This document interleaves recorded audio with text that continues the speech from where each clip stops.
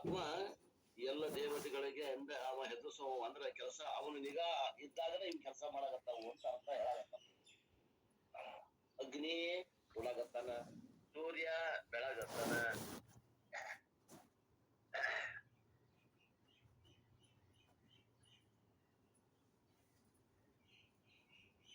ಇಂದ್ರ ವಾಯು ದೇವತೆಗಳು ಕೆಲಸ ಮಾಡಾಕತ್ತಾವ, ಯಮಧರ್ಮರಾಯನು ತನ್ನ ಕೆಲಸ ಮಾಡಾಕತ್ತಾನ. ಐದನೇದವಾಗಿ ಯಮಧರ್ಮರಾಯ ಕೆಲಸ ಮಾಡಾಕತ್ತಾನ. All these devatas that govern the natural forces are functioning perfectly because of the fear of Brahman. ಎಲ್ಲ ದೇವತೆಗಳು ಏನ್ ಮಾಡಾಕತ್ತಾವು? ನಾವು ನೈಸರ್ಗಿಕವಾದ ಶಕ್ತಿಗಳು ಅಂತೇವಲ್ಲ ಆ ದೇವತೆಗಳು, ಆ ಶಕ್ತಿ ದೇವತೆಗಳು ಏನ್ ಮಾಡ್ತಾವು? ಈ ಒಂದ ಪರಮಾತ್ಮನ ಹೆದರಿಕೆಯಿಂದ ಅವು ತಮ್ಮ ಕೆಲಸ ಕಾರ್ಯಗಳಲ್ಲಿ ನಿರತರಾಗ್ಯಾರ. ದ ಫೈರ್ ಬರ್ನ್ಸ್, ಅಗ್ನಿ ಕೊಡ್ತಾ ಇದೆ. ಯಾಕಂದ್ರೆ ಅವನ ಹೆದರಿಕೆಯಿಂದ, ಆತ್ಮನ ಹೆದರಿಕೆಯಿಂದ. ಸೂರ್ಯ ಬೆಳಗಾಗತ್ತಾನೆ ಯಾಕಂದ್ರ ಅವನ ಹೆದರಿಕೆಯಿಂದ. ಇಂದ್ರ ನಮಗ ಮಳೆಯನ್ನು ತರಾಗತ್ತಾನೆ, ಇಂದ್ರ ದೇವ. ವಾಯು ನಮಗ ಗಾಳಿಯನ್ನು ಬೀಸಾಗತ್ತಾನಲ್ಲ ವಾಯು ದೇವತ, ಅವನು ಕೂಡ ಅಗ್ನಿ ಆತ್ಮನ ಹೆದರಿಕೆಯಿಂದ ಕೆಲಸ ಮಾಡಾಗತ್ತಾನ. All they are doing the work because of the fear of Brahman. ಆ ಪರಮಾತ್ಮನ ಹೆದರಿಕೆ ಅಂದ್ರೆ ಆತ್ಮತತ್ವದ ಒಂದು ಹೆದರಿಕೆಯಿಂದ ಅವೆಲ್ಲರೂ ಕೆಲಸ ಮಾಡಾಕತ್ತಾರ. None of these is an accident. ಯಾವುದೋ ಒಂದು ಆಕಸ್ಮಿಕ ಘಟನೆ ಅಲ್ಲ ಈ ಜಗತ್ತಿನಲ್ಲಿ. Because of the probability of everything happening by accident is zero. ಇಲ್ಲೇ ಒಂದು ಪ್ರೊಬ್ಯಾಬಿಲಿಟಿ ಅಂತ ಹೇಳ್ತಾನೆ. ಪ್ರೊಬ್ಯಾಬಿಲಿಟಿ ಅಂತಂದ್ರೆ ಏನ್ರಿ? ಎಷ್ಟು ಸಾಧ್ಯತೆ. ಯಾರ ಹೆದರಿಕೆಯಿಂದ ಇಲ್ಲಿ ಏನೂ ಕೆಲಸ ಆಗೋದಿಲ್ಲ. ಏನಾದ್ರೂ ಹೆದರಿಕೆ ಇದ್ರನ್ನ ಏನಾದ್ರೂ ಕೆಲಸ ಆಗ್ತದ. ಅದಕ್ಕೆ ಹೇಳ್ತಾರ ಆ ಪ್ರೊಬ್ಯಾಬಿಲಿಟಿ ಎಷ್ಟದಪ್ಪ ಅಂದ್ರೆ ಜೀರೋ ಪ್ರೊಬ್ಯಾಬಿಲಿಟಿ ಐತೆ. ಪ್ರೊಬ್ಯಾಬಿಲಿಟಿ ಅಂದ್ರೆ ಚಾನ್ಸ್ ಅಂತ. ಒಂದು ಕಾಯಿನ್ ನಾವು ಟಾಸ್ ಮಾಡಿದ್ವಿ ಅಂದ್ರೆ, ಒಂದು ನಾಣ್ಯವನ್ನ ನಾವು ಅದನ್ನ ಕಾಯಿನ್ ಮಾಡಿದ್ವಿ ಅಂದ್ರೆ ಅದು ರಾಜ ಬೀಳ್ತೈತೋ ಏನು ರಾಣಿ ಬೀಳ್ತೈತೋ, ಎಷ್ಟು ಚಾನ್ಸ್ ಅದಾವ? ಪ್ರೊಬ್ಯಾಬಿಲಿಟಿ ಅಂತ. ಅದರ ಒಟ್ಟ ಚಾನ್ಸ್ 2, ಅದ್ರಾಗ ಒಂದು ಬೀಳ್ತೈತೆ 1/2, 50% ಚಾನ್ಸ್ ಅದ ಅಂತ ಹೇಳ್ತೀವಿ. ಅದಕ್ಕೆ ಪ್ರೊಬ್ಯಾಬಿಲಿಟಿ ಅಂತ.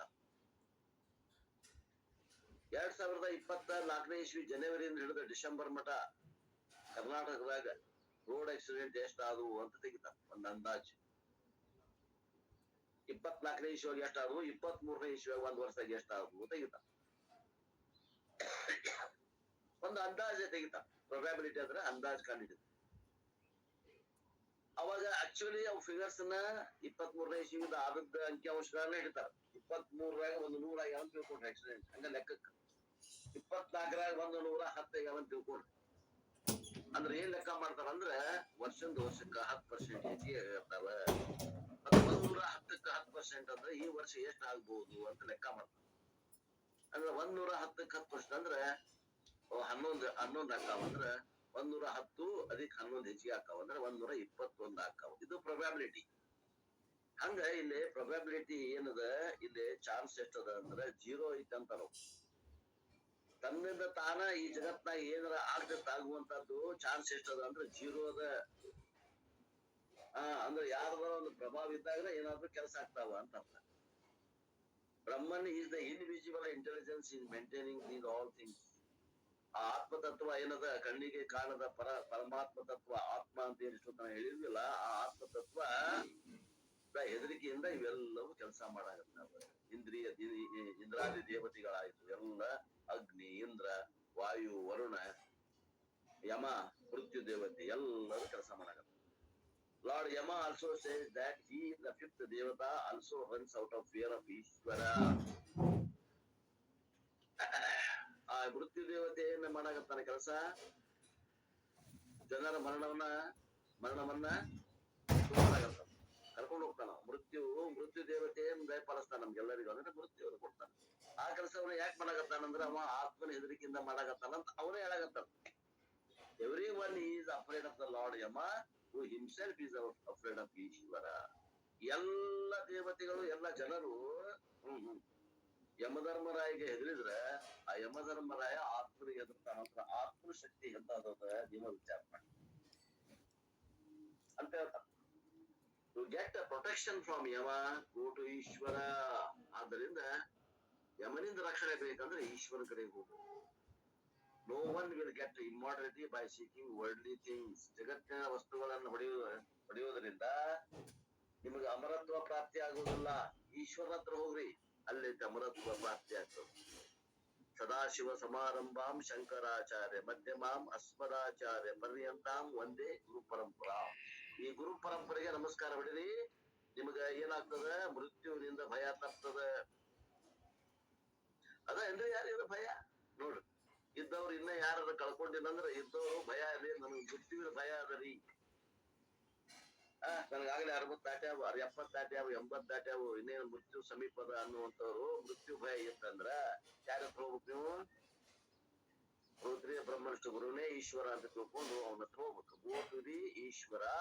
No one will get immortality by seeking the worldly things. ಆಸ್ತಿ ಪಾಸ್ತಿ ಸ್ತ್ರೀ ಪುತ್ರ ಧನ ಕನಕ ವಸ್ತ್ರ ವಾರ ಗಳಿಸುವುದರಿಂದ ನಿಮ್ಗ ಆ ಮೃತ್ಯುವಿನ ಭಯ ಹೋಗ್ತದೇನು? ಹೋಗುದಿಲ್ಲ. ಮೃತ್ಯುವಿನ ಭಯ ಇನ್ನೂ ಹೆಚ್ಚಿಗೆ ಆಗ್ತದ ಅಂತಾರು. The only escape from mortality is through Ishvara Aikyam, which is symbolized by the story of Markandeya, who embraced Shivalinga when chaired by Yama.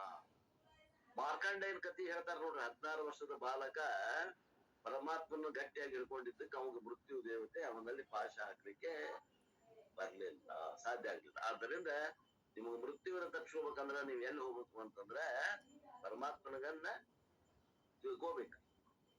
ಅಂದ್ರೇನು? ಪರಮಾತ್ಮ ತಿಳ್ಕೋಬೇಕಂದ್ರೆ ಜೀವಾತ್ಮ ಪರಮಾತ್ಮ ಐಕ್ಯ ಜ್ಞಾನ ಆಗ್ಬೇಕು. ಮಹಾವಾಕ್ಯದ ವಾಚ್ಯಾರ್ಥ ಲಕ್ಷಾರ್ಥ ಜ್ಞಾನ ಆಗಿ ವಾಚ್ಯಾರ್ಥವನ್ನು ಕಳೆದು ಲಕ್ಷಾರ್ಥವೇ ನಾನು ಅನ್ನುವಂಥದ್ದು ಅಪರೋಕ್ಷ ಜ್ಞಾನ ಆಗ್ಬೇಕು. ಇವು ಬರೇ ಶಬ್ದ ಆಗ್ಬಾರ್ದು, ಬರೇ ಮಾತಾಗ್ಬಾರ್ದು. ಆ ಮಾರ್ಕಾಂಡೇಯನ ಕಥೆ ಇದನ್ನ ತಿಳಿಸಿಕೊಡ್ತದ. It is not a physical embrace but it is in the form of ಅಹಂ ಬ್ರಹ್ಮ ಅಸ್ಮಿ. ಆ ಪರಮಾತ್ಮ ಹಿಡ್ಕೊಳ್ಳೋದಂದ್ರ ಶಿವಲಿಂಗವನ್ನ ಹಂಚಿಕೊಂಡು ಹಿಡ್ಕೊಳ್ಳೋದು ಅಂದ್ರ ಅದು ಭೌತಿಕ ಕ್ರಿಯೆ ಅಲ್ಲ. ಮತ್ ಏನದ? ಮಾನಸಿಕ ಕ್ರಿಯೆ. ಅದು ಹೆಂಗದ? ಅಹಂ ಬ್ರಹ್ಮ ಅಸ್ಮಿ ಅಂತ ತಿಳ್ಕೊಳ್ಳೋದನ್ನ ಅಲ್ಲಿ ಅಪ್ಪಗೊಳ್ಳೋದು ಅಂತ. ಆ ಅಹಂ ಬ್ರಹ್ಮ ಅಸ್ಮಿ ಅನ್ನುವಂಥದ್ದು ತಿಳ್ಕೊಳ್ಳೋದನ್ನ ಅಲ್ಲಿ ಅಪ್ಕೊಳ್ಳೋದು, ಆ ಶಿವಲಿಂಗವನ್ನ ಅಪ್ಕೊಳ್ಳೋದು ಆ ಮಾರ್ಕಾಂಡೇಯ ಅನ್ನುವಂತ ಮಾತಿನ ಅರ್ಥ. ಇನ್ ಶಾರ್ಟ್ ಏನ್ ಹೇಳ್ಬೇಕಪ್ಪ ಅಂತಂದ್ರ ಆ ಬ್ರಹ್ಮ ಏನದಾನ, ಬ್ರಹ್ಮನ್ ಅಂದ್ರ ಈ ಆತ್ಮ, ಈ ಪರಮಾತ್ಮ ತತ್ವ ಏನದ, ಸಚ್ಚಿದಾನಂದ ರೂಪ ಪರಿಪೂರ್ಣವಾದಂತ ವ್ಯಾಪಕವಾದ ಚೇತನ ಏನದ, ಈಸ್ ದ ಇಂಟೆಲಿಜೆಂಟ್ ಕಾಸ್. ಅಂದ್ರೆ ನಿಮಿತ್ತ ಕಾರಣ. ಅದು ಈ ಜಗತ್ತಿನ ನಿಮಿತ್ತ ಕಾರಣ ಅದ ಅಂತ ಹೇಳ್ದಂಗ. ಇನ್ನು ಮುಂದುವರೆದು 4ನೇ ಶ್ಲೋಕದಾಗ ಬ್ರಹ್ಮವನ್ನು ಈ ಲೋಕದಲ್ಲಿಯೇ ಅರಿಯಬೇಕು ಅಂತ ಹೇಳ್ತಾರ. ಯಾಕ್ರಿ ಬೇರೆ ಲೋಕದಾಗ ಅರಿಯಾಕ್ ಬರೋದಿಲ್ಲೇನ್ರಿ? ಏನ್ ಪ್ರಾಬ್ಲಮ್ ಅದ? ಇಲ್ಲ, ಒಂದ್ ಸ್ವಲ್ಪ ಪ್ರಾಬ್ಲಮ್ ಅದ ಹೇಳ್ತಾರ. ಬ್ರಹ್ಮವನ್ನ ಈ ಲೋಕದಲ್ಲಿ ಅರಿಯಬೇಕು. ನಾ ಹೇಳ್ತಾ ಇದ್ದೆ ನೋಡಿ, ಯಾವ ಲೋಕದಾಗ ಎಷ್ಟು ಸ್ಪಷ್ಟತೆ ಕಾಣ್ತದ ಅಂದ್ರೆ ಗುರು ಹೇಳಿದಾಗ ಆತ್ಮತತ್ವವನ್ನ ಸ್ವೀಕರಿಸಾಟ್. ಯಾವ ಪರಮಾತ್ಮನ ಹುಡುಕಾಗತ್ತಲ್ಲ ಅವನಿಗೆ ಪರಮಾತ್ಮ ಅದಾನ. ಅವನ್ನ ಹುಡುಕೋದು ಎಷ್ಟ್ ಕಷ್ಟ ಅದ ಅಂದ್ರೆ ಅಷ್ಟ್ ಕಷ್ಟ ಅದ. ಹೊರಗಿದ್ದಪ್ಪ ಅಂದ್ರೆ ಅವನ್ ಹುಡುಕ್ ಬಿಡ್ತಿದ್ರು. ಅಷ್ಟೊತ್ತಿಗೆ ವಿಜ್ಞಾನಿಗಳು ಹುಡುಕ್ತಿದ್ರು. ಆ ಹುಡುಕೋಮನ ಸ್ವರೂಪವೇ ಪರಮಾತ್ಮ ಇರೋದ್ರಿಂದ ಅವಾಗ ಯಾರಿಗೂ ಅಷ್ಟು ಹಗರಾಗಿ ಸಿಗುದಿಲ್ಲ. ಬೆಳೆ ಸಿಕ್ಕರೂ ಕೂಡ ಬಹಳ ಕಠಿಣ ಅದ. ಅಂತಃಕರಣ ತಯಾರಾಗ್ಬೇಕು. ಗುರುವಿನ ಶಾಸ್ತ್ರದ ಅರ್ಥ ಆಗ್ಬೇಕು. ಪ್ರಮಾಣವನ್ನು ಹೆಂಗ್ ಉಪಯೋಗ ಮಾಡ್ಬೇಕೆಲ್ಲ ಗೊತ್ತಾಗ್ಬೇಕು. ಅವಾಗ ಅಪರೋಕ್ಷ ಜ್ಞಾನ ಆಗ್ತದೆ. ಪರೋಕ್ಷ ಜ್ಞಾನದಿಂದ ಮೋಕ್ಷ ಆಗುದಿಲ್ಲ, ಲೋಕಾಂತರ ಪ್ರಾಪ್ತಿ ಆಗ್ತದೆ. ಆದ್ದರಿಂದ ನಾವು ಬ್ರಹ್ಮವನ್ನ ಈ ಲೋಕದಲ್ಲಿ ಅರಿಬೇಕು. ಒಂದು ಯಾಕಂದ್ರೆ ಕನ್ನಡಿಯಲ್ಲಿ ಮುಖ ನೋಡಿದಂಗ ಜ್ಞಾನ ಆಗ್ತದೆ. ಇಲ್ಲಿ ಅಕಸ್ಮಾತ್ ಮ್ಯಾಗ ನಾವು ಬ್ರಹ್ಮಲೋಕ, ಚತುರ್ಮುಖ ಲೋಕ, ಬ್ರಹ್ಮ ಲೋಕಕ್ಕೆ ಹೋಗಿ ಅಲ್ಲಿಂದ ಅಲ್ಲಿಯೇನ ಮುಕ್ತಿ, ಕ್ರಮ ಮುಕ್ತಿಯನ್ನು ಹೇಳ್ತಾರಲ್ಲ, ಅವ್ರಿಗೆ ನಮ್ಮ ನೀರಾಗ ಪ್ರತಿಬಿಂಬ ಬಿದ್ರೆ ಹೆಂಗ ಕಾಣ್ತದ ಅಷ್ಟು ಅಸ್ಪಷ್ಟ ಇರ್ತದ ಅಲ್ಲಿ ಆತ್ಮಜ್ಞಾನ. ಯಾಕಂದ್ರೆ ದೇವತೆಗಳಿಗಾಗಿ ಹೋಗ್ಬೇಕು. ನೀವು ಅಲ್ಲಿ ಹೋದ್ರೆ ದೇವತೆಗಳಾಗಿ ಹೋಗ್ಬೇಕು, ಪುಣ್ಯ ಮಾಡೇ ಹೋಗ್ಬೇಕು. ಅಲ್ಲಿ ಹೋದವ್ರಿಗೆ ಅವಸ್ಥೆ ಒಂದಾದ, ಜಾಗೃತ ಅವಸ್ಥೆ ಒಂದಾದ. ಅವ್ರಿಗೆ ಇಲ್ಲಿ 3 ಅವಸ್ಥೆಗಳದಾವ ಮನುಷ್ಯರಿಗೆ. ಮನುಷ್ಯರಿಗೆ 3 ಅವಸ್ಥೆಗಳಿದ್ದಾಗ ಸ್ವಪ್ನಾವಸ್ಥೆ ಎಷ್ಟು ಮಿಥ್ಯೆ ಆಯ್ತು ಅನ್ನೋದು ನಮಗೆ ಯಥಾರ್ಥ ಗೊತ್ತಾಗ್ತದ. ನೋಡ್ರಿ, ಸ್ವಪ್ನಾವಸ್ಥೆ ಇಲ್ಲ ಅಂದ್ರ ಮಿಥ್ಯಾ ಅನ್ನೋ ಶಬ್ದದ ಅರ್ಥನ ಆಗುದು. ಆದ್ದರಿಂದ ಅವಸ್ಥಾ ತ್ರಯಗಳದ್ದು ಒಂದು ಇಲ್ಲೇ ಸೌಲಭ್ಯ ಇರುವುದರಿಂದ ಇಲ್ಲೇ ಈ ಜ್ಞಾನವನ್ನು ಪಡೆಯಿರಿ ಅಂತ ತಿಳ್ಕೊಂಡು ಯಮಧರ್ಮರಾಯ ಕಿವಿ ಮಾತು ಹೇಳಾಗತ್ತಾನ. ನೀವು ಕ್ರಮ ಮುಕ್ತಿಗಿಂತ ಸದ್ಯೋಮುಕ್ತಿಗೆ ಪ್ರಯತ್ನ ಮಾಡ್ರಿ ಮನುಷ್ಯರಾದವರಿಗೆ. ಇದು ಒಂದು ವರ ಶರೀರ. ಯಾವುದು ಈ ಮನುಷ್ಯ ಶರೀರದಲ್ಲಿ ಮೋಕ್ಷವನ್ನ ಪಡ್ಕೊಂಡ್ರೆ ಅದು ಸ್ಪಷ್ಟತೆ ಹೆಚ್ಚಿಗೆ ಇರ್ತದ ಅಂತ. ಕರಡಿ ಒಳಗ ನಮ್ಮ ಮುಖ ನೋಡಿದ್ರೆ ಹೆಂಗ್ ಕಾಣ್ತದ ಸ್ಪಷ್ಟ, ಹಂಗ ಸ್ಪಷ್ಟ ಕಾಣ್ತದ. ಅದ್ರ ಹೇಳ್ತಾನೆ, ಇಹ ಚೇದ್ ಅಶಕತ್ ಭೋಕ್ತುಂ ಪ್ರಾಕ್ ಶರೀರಸ್ಯ ವಿಶ್ವಸಃ ತಥಾ ಸರ್ಗೇಶು ಲೋಕೇಶು ಶರೀರತ್ವಾಯ ಕಲ್ಪತೆ. ಶರೀರವು ಸಡಿಲವಾಗುವುದಕ್ಕೆ ಮುಂಚೆ ಇಲ್ಲಿಯೇ ತಿಳಿದುಕೊಳ್ಳಲು ಶಕ್ತನಾದರೆ ಸರಿ. ಮುಪ್ಪು ಬರುವುದಕ್ಕಿಂತ ಮೊದಲನೇ ಆತ್ಮಜ್ಞಾನವನ್ನ ಮಾಡ್ಕೋಬೇಕು. ಕಿವಿ ಕೇಳುವ ಹೊತ್ನಾಗನ, ಕಣ್ಣು ಕಾಣುವ ಹೊತ್ನಾಗನ, ಕೈಯ ಕಾಲಾಗ ಅಡ್ಡಾಡಕ್ ಶಕ್ತಿ ಇದ್ದಾಗನ ಈ ಆತ್ಮಜ್ಞಾನವನ್ನ ಪಡಿಬೇಕು ಅಂತ ಹೇಳ್ತಾನ. ಶರೀರವು ಸಡಿಲವಾಗುವುದಕ್ಕಿಂತ ಮುಂಚೆ ಇಲ್ಲಿಯೇ ತಿಳಿದುಕೊಳ್ಳಲು ಶಕ್ತನಾದರೆ ಸರಿ. ಒಂದು ವೇಳೆ ಹಾಗಾಗದಿದ್ದರೆ ಅದರಿಂದ ಸರ್ಗಲೋಕಗಳಲ್ಲಿ ಶರೀರಕ್ಕೆ ತಕ್ಕವನಾಗುವನು. 4ನೇ ಪದ್ಯದ ಅರ್ಥ ಶಬ್ದಾರ್ಥ ಹೇಳ್ತೇನೆ ನೋಡ್ರಿ. ಅಶಕದ ಬೋಧುಷು ಚೇತ್ if one knows the Brahman here. ಇಲ್ಲೇ ಈ ಒಂದು ಭೂಲೋಕದಲ್ಲಿ ಮನುಷ್ಯ ಜನ್ಮದಲ್ಲಿ ಆತ್ಮಜ್ಞಾನವನ್ನು ಹೊಂದಿದ್ರೆ before the fall of the body ಪ್ರಾಕ್ ವಿಶ್ವಸಃ ಶರೀರಸ್ಯ, ಈ ಶರೀರದ ಬಿದ್ದು ಹೋಗೋದಕ್ಕಿಂತ ಮೊದಲೇ ಆತ್ಮಜ್ಞಾನವನ್ನ ಮಾಡ್ಕೊಂಡ್ರೆ ಚಲೋ. Else one becomes fit for taking another body in the world of creatures. ಅಂದ್ರೆ ಏನು? ಇನ್ನೊಂದ್ರ ತತಃ ಕಲ್ಪತಿ ಶರೀರತ್ವಾಯ ಲೋಕೇಶು, ಮತ್ತೊಂದು ಶರೀರವನ್ನು ಪಡ್ಕೋಬೇಕಾಗ್ತದೆ ಬೇರೆ ಬ್ರಹ್ಮಲೋಕದಲ್ಲಿ. in the world, another body in the world of creatures ಅಂತಾರೆ.